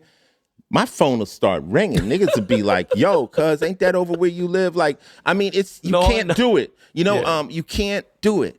People are broke. Like I told my son, I said, when you wear jewelry, you don't even wear jewelry. I don't even wear jewelry no more. Never, yeah. I wear a watch to somebody. I'm like, look, when you wear jewelry, it's like wearing $100 bills sticking out of your shirt, walking through the projects. And people are hungry. Dude, I've been broke. I've been that nigga that had $20 for like a week. Yeah. That's it. Like figuring out, thirsty, physically hungry. And here you come through, blah, blah, blah. Niggas will rob you and apologize to you. Niggas will pull up on me, be like, yo, Ice, man, I'm sorry, man. I'm fucked up. I need that, my nigga. I need that. And I got to give you these hot ones, too, because you'll probably come back for me. Because, listen, man, that flossing, I mean, it's one thing to say, hey, I got a car. It's one thing to say, hey, I'm happy I bought this. But when you start just, giving away your where you are, yeah. I told you what I'm doing here, and you ain't. I don't want people showing. You gotta be. See, social media is dangerous. It's a treasure chest. My niggas in Imperial Courts call Instagram Jackers Uber. Yeah. I mean, a treasure map. I'm sorry. It's GPS for. Yeah, they could sit around. They could fill a car. They be like, okay, cuz is at this spot. Okay, wait a minute. He ain't got his big pieces on tonight. So then they go hit your crib. Yeah. You dig? Okay. Yo. They know every rapper stayed at the Montrose for that one time. You know what I mean? They was going over there. Or the security is setting. Listen, man. I mean, and I was listening to Slick Rick the other day, and they asked him the difference in the jewelry, the old jewelry and new jewelry. New jewelry is expensive. Yeah. These cats are walking around with $500,000 million worth of shit around their neck. Real talk. You make it. I know. They make them, I mean, and then they out and they hanging and you walking around broke people, people that don't have it like you. It's dangerous. It's dangerous. Just think about it. Just think about it. That's 100% real. And that's not hating. That's just not at all. Think about it, Not at all. Shit, and I don't let my nuts hang. I'm not gonna go up in somebody's hood with a bunch of diamonds on and this, that, even though I got security, that. Nah, I'm past. No, I hear it's what is security? I mean, they can't be with you all the time, and some of them are. But you're talking about people are spending 7 figures on security. This shit's it's crazy. Niggas will lay them down too. I don't give a fuck. You know what I'm saying? If you got a team and there's $1 million, $1.5 million, $2 million, $3 million in the room, nigga, everybody can get it. Yeah. You know what I'm saying? So you get into a different realm of robberies and shit. Now, God forbid it ever happens to anybody, you know what I'm saying? Like I tell niggas, niggas want to run up in my house, that's cool. They can steal a TV off the fucking wall and shit. There's nothing in this motherfucking house. My money's in the bank. Yeah. I don't got nothing. What you want, my credit? You want my ATM? Nigga, I'm cool. I hear you. I mean, I can't say the same, but yeah, I mean, I don't keep, people think I got like fucking $2 million in gold in my house. That'd be stupid. Yeah. That'd be stupid. For what? You know what I'm saying? But... And if you did, why don't you show it on Instagram? Yeah, never in a million years. Walk us through your front door and show it. You crazy. I got a song by Body Count called The Ski Mask Way. It's all about that. I'll let you see it after this. Okay. It's all about that. If you had to crown one person, right? Now, this is tough. If you had to crown one person as the king of West Coast hip hop, who would it be? As the king? Yeah. I don't know. I mean, I'm most fond of Ice Cube. Right. I just think because Ice Cube was writing for everybody in NWA. I mean, 100%. that powerful lyric, when he said straight out of Compton, he shook me. Yeah. You know what I'm saying? That's my guy. You know what I'm saying? And then I think, I mean, there's a lot of valuable players on the West Coast, but I say Cube and Dre are two most influential in my book. Now, I'd agree with you. You know, Dre is like the fucking Quincy Jones of our era, man. Yeah. I mean, fuck with Dre's record. I mean, all right, NWA, JJ Fad, Tupac, Snoop, Eminem, 50 Cent, Game. Now he's got Anderson Paak. Stop it. Yeah. No one. He's unfuckwithable. No, he really is. You dig what I'm saying? But then Cube with the words behind most of that stuff for Easy. You know, and even his solo. Come on, America Most Wanted. Are you kidding me? That album fucking fucked me up so bad. Yeah, but then fucking Snoop is Snoop is a fucking like legendary monster. Like, yes, you know, the beauty of West Coast rap is it's a very small tree, right? And you know, early hip hop at West Coast rap was NWA and who they became as they branched off from Cube to the Comrades and all the different people above the law and Syndicate, which is all the other groups that I put together. Right. And I did that based off of Lucky Luciano creating the commission. I said, why don't we create a commission where we agree as a syndicate not to fight? Let's talk. We'll sit down before we beef. So that incorporates Cypress Hill. That incorporates Low Profile. That incorporates all these different cats. Yeah. And they said, we down. When people say, well, Ice, you the leader of the syndicate. I'm the founder. I have no pull over Cypress Hill. We just made an agreement to let's build Muggs. Yeah. That's my guy. And we never had no beef because we agreed to that. And then it was Delicious Vinyl, which was Tone Loc. Young, that's it. That was LA. And any squabble could be handled. The only time it ever got out of hand was a family feud, NWA.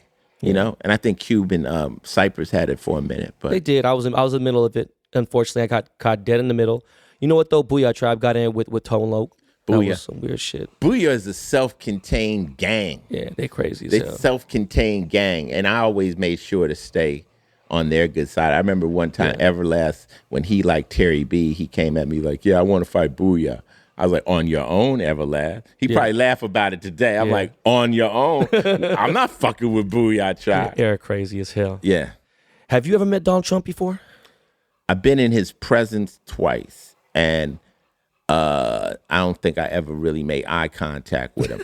I met him once when we roasted him on that Donald Trump roast. Right. He was in the room, and him and his wife were standing over there, and they were doing photo ops. Right. And I think Coco was getting ready to want to take a picture, you know, and I was like, go ahead. She's like, you don't want a picture? I'm like, nah. And then she's like, all right, I'm cool. Yeah. She's like, I'm cool. And then I passed him at the Indy 500. We were walking in different directions. There goes Donald Trump. I don't know if he shook my hand. Donald Trump, like, I just never really had much of he was just a guy that owned hotels to me. No, for sure. I don't have any reason to like be on his dick or anything. I mean, do you fuck with politics at all or not? No, I got out of crime. I mean, it's very complicated. Politics and religion are very polarized. Trust me, it is. It's fucking crazy. Polarizing. I mean, of course, I want better, but every politician will say some shit you agree with and some stuff that's kind of like way out. Yeah. You know, so they said if God had wanted us to vote, he would have given us candidates. I think that in the future, it'll be some mass super brain computer. I don't think there'll be presidents. I think it'll be some big matrix head computer, and then everybody at their home will be able to, like, a law or something will come up, and you'll just vote, and the number, it'll just win. And there's just so much corruption, dog. I just can't even, and someone hacking and shit. And human nature. Yeah. So look at, man, check this out, man. Have you ever seen a movie of the future where it was happy? It's always the world has come to post-apocalyptic destruction. I never thought about that. It's crazy, right? We know where we're headed. How the fuck do you get up 62 years old, bro. You get up and you still move around about your day. Like, I mean, dog, how, bro? I'm 48 and I'm like, you know what I'm saying? And I'm ready to I'm dead at certain point. Honestly, Ben, I love everything I do. Chuck D told me, he said, Ice, if you're not having fun, you shouldn't do it. If I didn't really like you or enjoy you, we wouldn't be doing this. 100%. I would be sitting here playing Xbox or something. So I kind of like only do things. Somebody just got off the phone with me with this offer. And I'm like, sounds like fun. I told him, I said, I have an available day. It's someplace I don't mind going, Atlantic City. I like it. It's not like you want me to go. There's things they ask you that you're like, it doesn't seem like it's going to be fun. Yeah. So now all my decisions are based on how much stress and how much time will this cause me. So I just like everything I'm doing. I think, it's cliche to say when you do stuff you love, you don't work, but I really enjoy body count. I really enjoy going in the studio. I really enjoy fucking with my people. I don't do a lot of shit. I just do the stuff I like. And I don't know. Honestly, I think if I stop, I'll die. Oh shit, you answered my question then, yeah. I think I'll die. I don't even vacation well.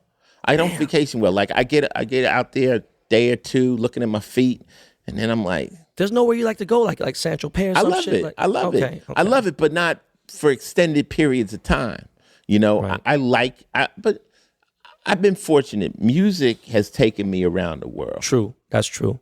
I've seen great wealth. I've seen all kinds of stuff, and I've gotten to the point where I know what I like and I know what I want, and it gives you a kind of a calm.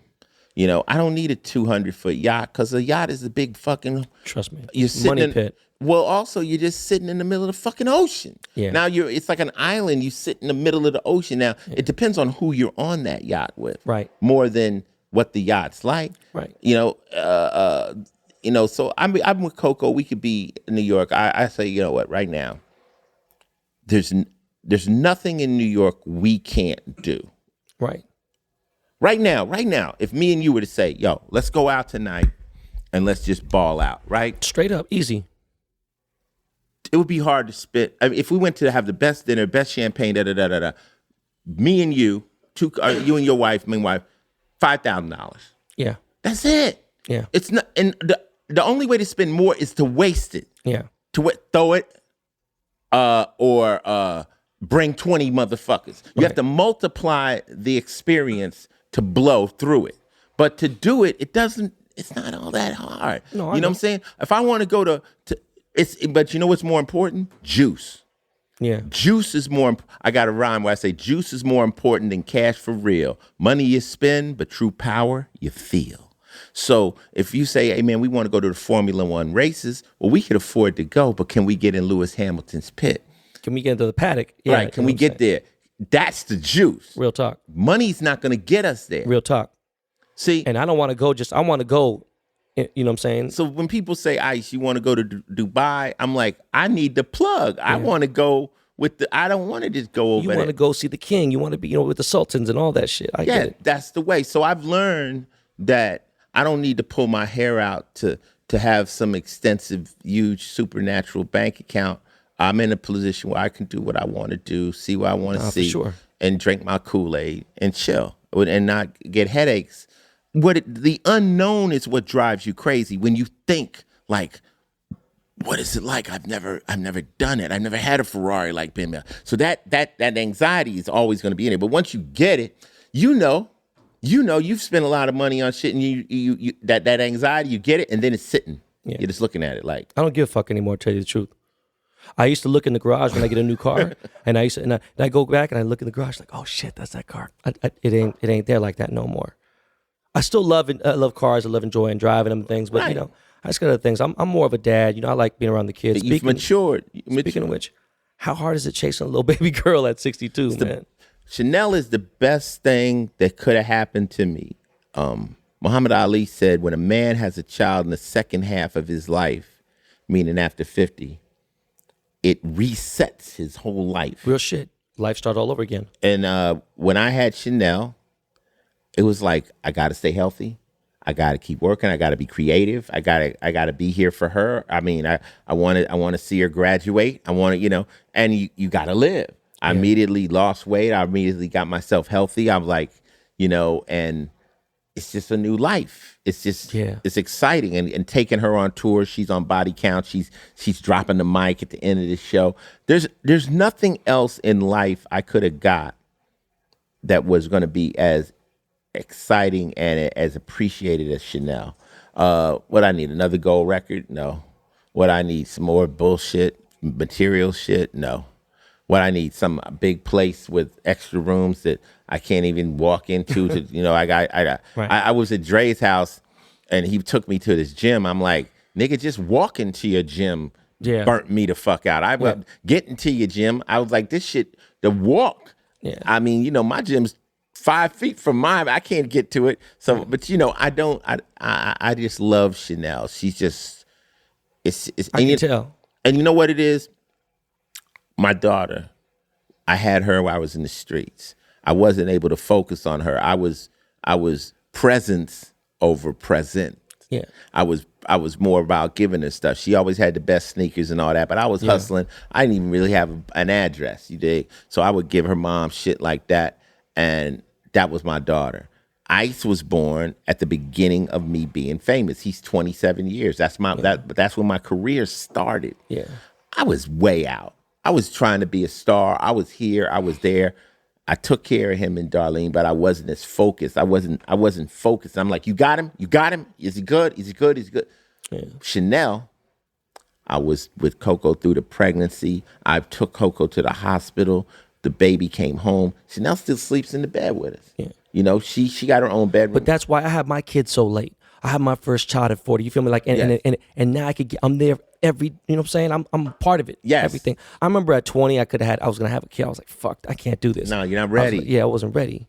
I just celebrated my 8th wedding anniversary. Me and my wife been together for just over 10 years. What advice do you have for me, the listeners listening globally, and what advice do you have to having a long and strong marriage? Compromise. Compromise. It's hard enough to get along, as we're humans, and humans are fucked up creatures. Yeah. So first you have to admit how fucked up you are. Like, without anybody around, you got to realize I could be an asshole. I could be a problem. I'm a pain in the ass. I have my own demons. Okay. Right. Then you look at your wife and you go, I love you for dealing with my shit. Real like, talk. if you think your shit don't stink, you never going to be in a relationship because you're never going to find any love. You're going to say, well, I know why you love me because I'm perfect. You love me. No. Yeah. No, I got my own shit. You dig? But you fuck with me and I'm fucking with you. Once you get that compromise and understanding, second thing is men and women, it's not stupid. It's different. So your woman, like Coco's hardwired to shoes. Because women are hardwired to fashion. Right. Men are hardwired to machines. Right. We like watches. We like gadgets. We like cars. Look over there. I got a little Porsche, a LaFerrari over there on the mantle. Yeah. I got a fucking big bullet. I got some dumb shit but that's my shit. That's my man shit. You got little dolls, right? Don't fuck with him. Yeah. Is it stupid? No, it's different. That's how we like. Yeah. So when you start calling your wife stupid, that's where you fuck up. No, I know. It's just different. Right. That's the key. That lets you understand. And a lot of things is like women like to talk. We want to shut them down. We're asking them to be men. We're saying get to the point. Yeah. No, that's not what a woman does. A woman has to express herself. It's true. So as a man, when you're listening to your woman talk, you're not really listening. You're waiting for your chance to get in. You're not even really paying attention. You're just saying, where can I jump in and say my bullshit? Yeah. Let her be a woman, or you're going to force her into being a man. And you don't want her to be a man. For sure. So, appreciate what a woman is. Appreciate, okay, they gossip, they talk. That's they shit. That's they. Now, if you're a man and you do it, what do we say? You're a bitch. Yeah. But they women. So, basically, by default, they bitches. So they can do it and we can't. So, I mean, that, obviously you love your woman. But, they say, Ben, when a woman finds the right man, it's the right time. When a man hits the right time, he'll find the right woman. And once you hit that point in your life where you're like, I'm done, I'm ready, you were good. Yeah. Before that, you was a disaster. Yeah. You were a disaster because we ain't ready. It's a point of man, you say, okay, I done been in the club, I knocked every bitch I could did this, my ego is now at the, because it's usually our ego. We got to fill a quota. We got to prove to ourselves that we that guy. We got to do the dumb shit. We got to pick the girls up. Okay, I can do that any night of the week. I'm tired. You know, when I met Coco, I was watching, you bugged this out, I was watching Sharon Osbourne. So I'm watching Sharon Osbourne on the Osbournes. I'm like, would Ozzy have a house if it wasn't for Sharon Osbourne? Does Ozzy Osbourne seem like a motherfucker to pay the fucking phone bill? No. Yeah. Does Ozzy look like he could cook a meal? No. Sharon has him in a mansion. I said, I'm very good as an artist at creating, income, but I don't like doing the other stuff. I said, I need a woman that's on that tip. Same. And Coco was able to accommodate that. I'm not saying my ex wasn't. I'm just saying maybe I wasn't. No, the timing is really on point for real. Like it was just time, and the stars and moon aligned, and it was everything moved smooth. Nothing felt rushed, and it's just a great thing when it happens. No, 100%. That's why it's celebrated. Yeah. And when it's not celebrated, it's usually because your friends know it's not the right time. Yeah. When people go, word, nigga, you about to get married? Yeah. You out here fucking every motherfucking thing that moves. What the fuck you talking about? You getting married? We know, but then like I always was like when you talking about hanging around with pimps and players, players would always say, acknowledge the situation. If you got a girl and you in love, let us know and we'll respect her like a queen. Don't come in here with some chick and act like she's a toss-up and then get mad because somebody tried to move on her. Right. You didn't. So always respect your queen. And men have this way of saying it. Like I might not know that's your wife. You say that's my wife right there. Yeah. And that says. Yeah. And you know how your boys be like, who's that Ben? Oh, that's my wife. Hi. They just switch because they know this is life or death situation right here. Yeah. And, so it's a beautiful thing. I mean, I've been very fortunate to have Coco in my corner.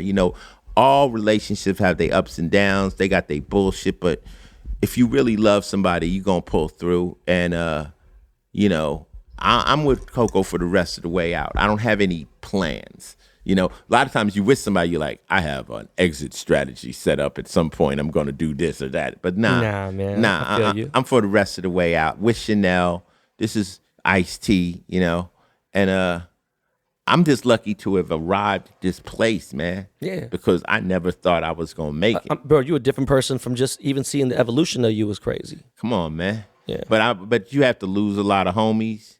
Yeah, you got to true. see a lot of shit go. That's true. You got to check yourself. You got to bring yourself down a notch, and you can just, and don't compete. I've been a competitive cat, man. I'm just doing me. I'm just trying to do the best Ice-T I can. I can't compete with it. Nigga told me one day, he said, "Yo, nigga, you ain't."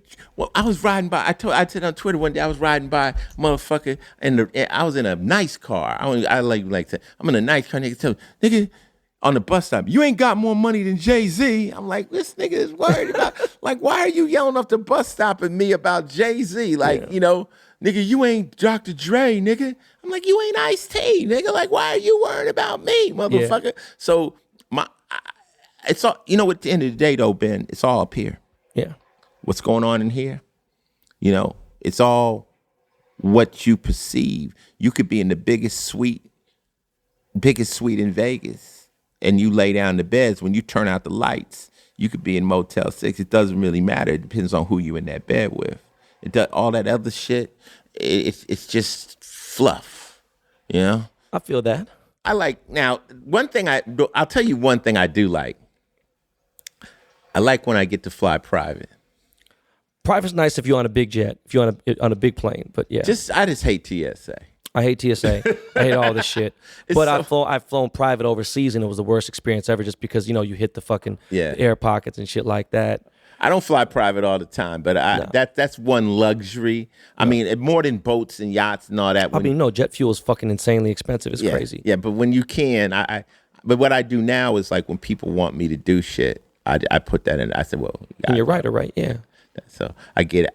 TSA is a fucking pain in the it's a ass. motherfucking Touching nightmare. your balls and shit. Come on, man. Stop it, man. Then you, Yo, man. Yeah. The last question I got is I ask every single person who comes to my show, is there something you'd like to ask me? You ain't got to, but if there is, ask me. Is there something I'd like to ask Ben Baller? Damn, I can't ask you what's your next move because that's a 5-part answer. There's 1,500 next moves. I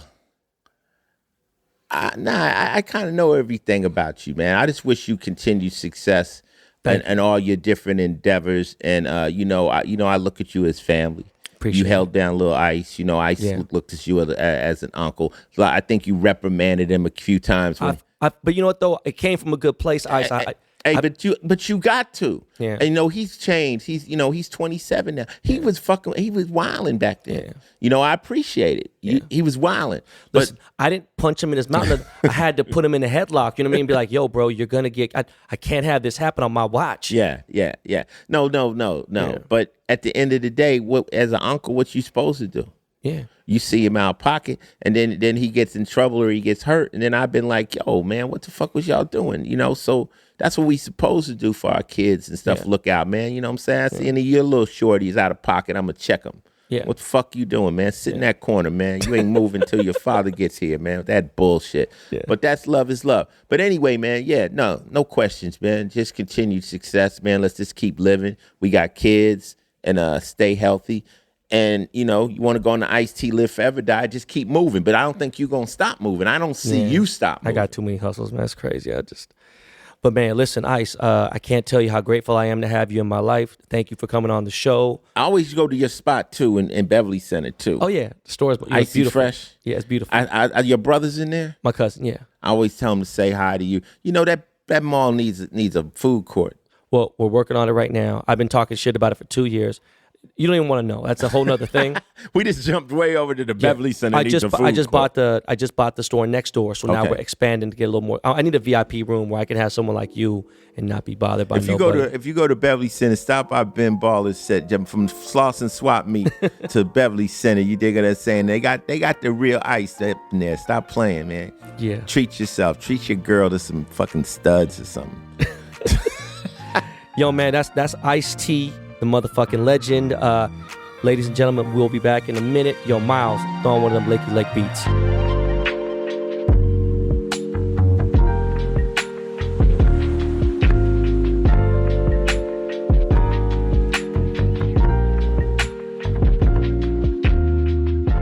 That was a blessing. Thank you again to Mr. Final Level, a.k.a. Ice-T. Shout out to my Rhyme Syndicate family, my Body Count family. It's crazy. We talked about the Law & Order SVU, and I asked him, I was like, yo, bro, you think you guys are getting picked up for another season? He's like, yo, I'm not sure. He didn't really know, right? And then the next day, after I interviewed him, they mentioned that Dick Wolf and, NBC, whatever, they got picked up for 2 new seasons.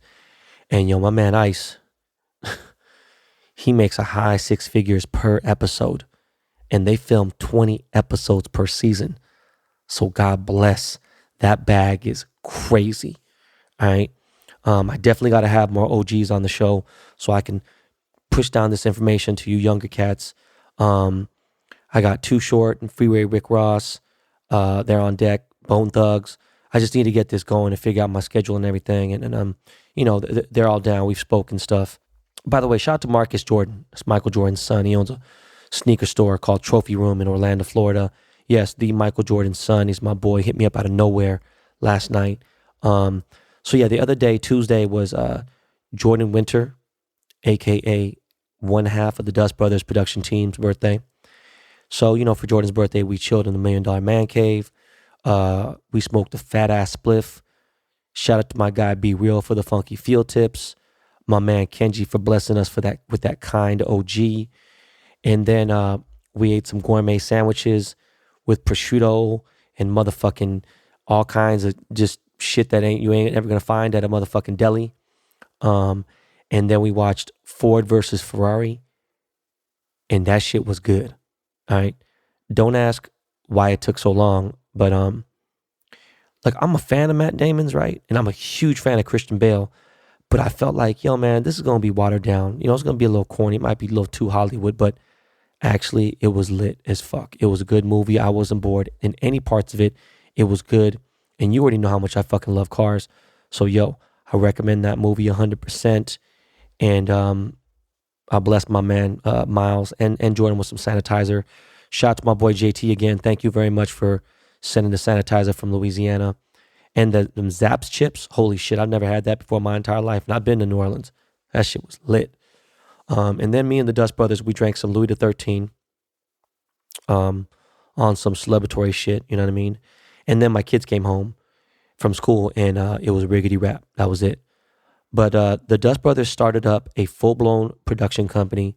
And if you know anyone who has an interesting life, or if you have an interesting life, when you listening, right?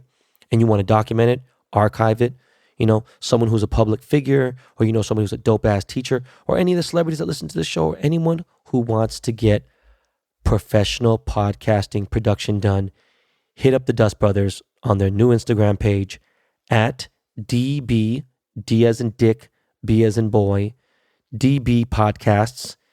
And again, they're a full service production team. They know exactly, they've been there since the beginning of podcasting. They understand every single bit of it, the ins and outs, splits, everything. They'll put you up on what's really good, all right?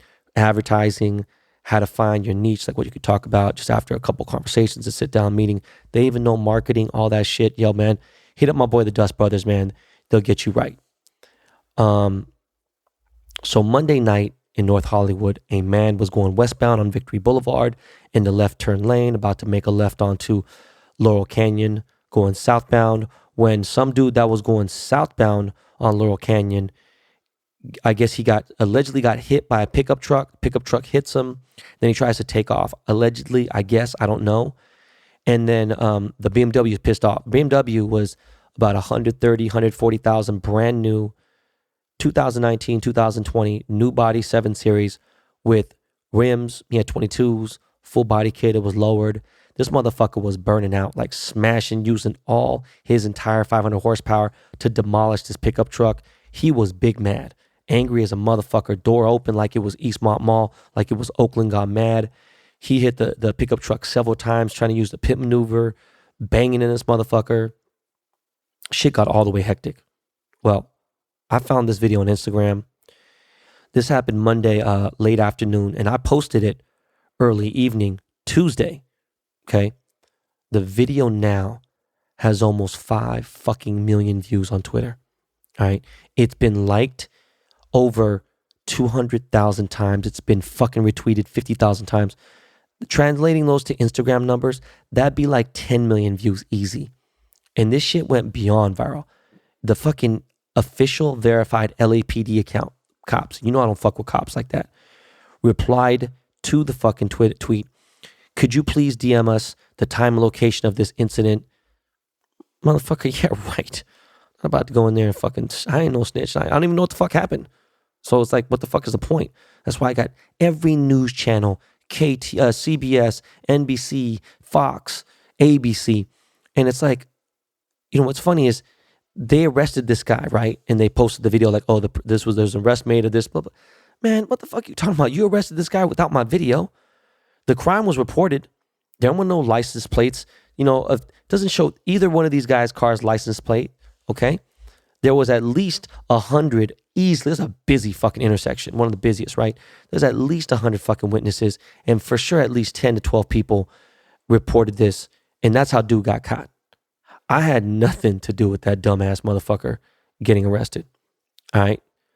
But also, never in my life did I think this shit was going to go this viral. Like, it went, this is like, you could name enormous celebrities who don't have shit like this. This is like that fluke viral shit. And to be honest, though, I'm sure most of you saw this video, right? The motherfucker crashing in the cars. That dude is low-key my idol. He's like my hero. Because anyone in LA that has driven in LA through the LA traffic has felt that way before, okay? Just that none of us acted on it. And what's crazy is all you got to do, and this is some real shit, all you got to do is hit the wrong motherfucker, all right? You hit the wrong person, and that person is as G as you are, because this dude was definitely, Armenian dude was he looked like he was with the shits, right? But all you need is a guy who has had a bad day. Maybe he lost his job. Maybe he lost his dad. His wife is cheating. You don't know what the fuck's going on with him. And then he's strapped. All he got to do is pull out his shit and boom. Now there's just t-shirts of "We miss you" on there. You know what I'm saying? There's sad songs being dedicated and everything. But, listen, oh well, man. I had to mention the shit because people are going fucking crazy thinking I was the dude behind the wheel. But nah, that wasn't me. What else, man? The Lakers are doing their thug thizzle. We beat Philly, but listen, we need to beat Philly when they're healthy, dog. We need Embiid and motherfucking Ben Simmons and that bitch. That was some fake shit. They came at us pretty early. Like, it's crazy. But what I'm really curious about is if we can get this W tonight, or is it tomorrow night? I think tomorrow night. We need that with that win versus Milwaukee. Okay, that'll put me in a whole different mood. All right. What else, man? I've been trying so hard not to buy a car this past week. Shout out to my boy Michael Gunsborg, you motherfucker. Found me an amazing fucking deal on a Senna. And man, right now shouldn't be the time to be buying a hypercar. Listen, I'm not a huge fan of Koenigsegg, but they just released their Gemera, which is their new 4-seat, like luxury exotic car. Has well over 1,000 horsepower. It does 0 to 60 in 1.9 seconds, which means it will smash any fucking hypercar on the earth. It will slap any car out there, even motherfucking 2,000 horsepower Corvette. This shit is ridiculous. This is going to rival the Tesla Roadster. And this weighs like 3,700 pounds, much bigger car. And it does some astronomical top speed, like 260 or some shit. But it's got enough luxury in there. It's like a GTC Lusso comparison. It's just the only problem is these start at $1.7 million. And to me, that's really not that bad considering most of Koenigsegg's are $4 to $5 million. I don't know, man. I'm interested in the car. I talked to my boy Dan M.I. He's plugged in real well with them.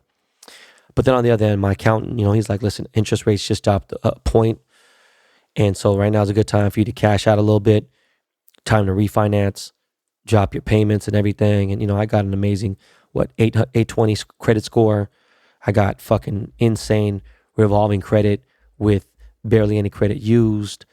But you know what? I was thinking, this is totally separate now. We jump around a lot on this show. I think I'm going to go on my Instagram live a little more often because I have a lot of fun talking to people who follow me who I have no idea who the fuck they are. And, like help some of these guys out. The other night, I met an aspiring black jeweler who's doing his thing in Seattle. And I don't know, man, if I could help this dude out just a little bit. I don't need shit back from this guy at all. What the fuck, But I try to drop game and advice. A lot of people got on my live. And I was on there for a minute. Justin Bieber jumped on to show some love. And people were bugging, man. It was crazy. But you know what, though? This is like a good time, since people are scared to go out. I'm not promoting none of that shit. I'm just saying people are paranoid, whatever. Again, there's no water at Costco. Motherfuckers sold the shit out. The ones that have it, they're rationing 2 cases per person. There's no dry pasta anywhere. Shit's all fucked up everywhere, right? Sanitizer's been sold out. It's fucking gone. But if we do get locked down and we're ordered to stay home, okay? By the way, it still means you should wash your hands and wash your ass often, all right? But that'd be a good time for you guys who are just joining in to catch up on my podcast episodes if you haven't. Binge listen, all right? Okay, of course, play some video games, play some League of Legends, play some COD, play some NBA 2K too, right? Watch some good movies. If you got any good suggestions on movies, and think hard, because I don't like no whack shit, and I'm not with some bootleg shit. I'm with like some official shit. Hit me with some good picks. I pray this lockdown or whatever the shit's gonna, if it does happen or when it happens, I hope it's done soon. I hope this shit just boils over, man. I got fucking floor seats to a Laker game in a few weeks, and I'm taking my bro Michael Rappaport. We trying to get kicked out of there. He's trying to go fucking crazy on LeBron. Who fucking knows? But what I do know is that's all the time we have for today's pod. Thanks again. Don't forget, always tell a friend to tell a friend about Behind the Baller podcast. Please subscribe if you haven't, and never, ever forget, this is not your practice life. My man, Lakey Lake, take us home, my G.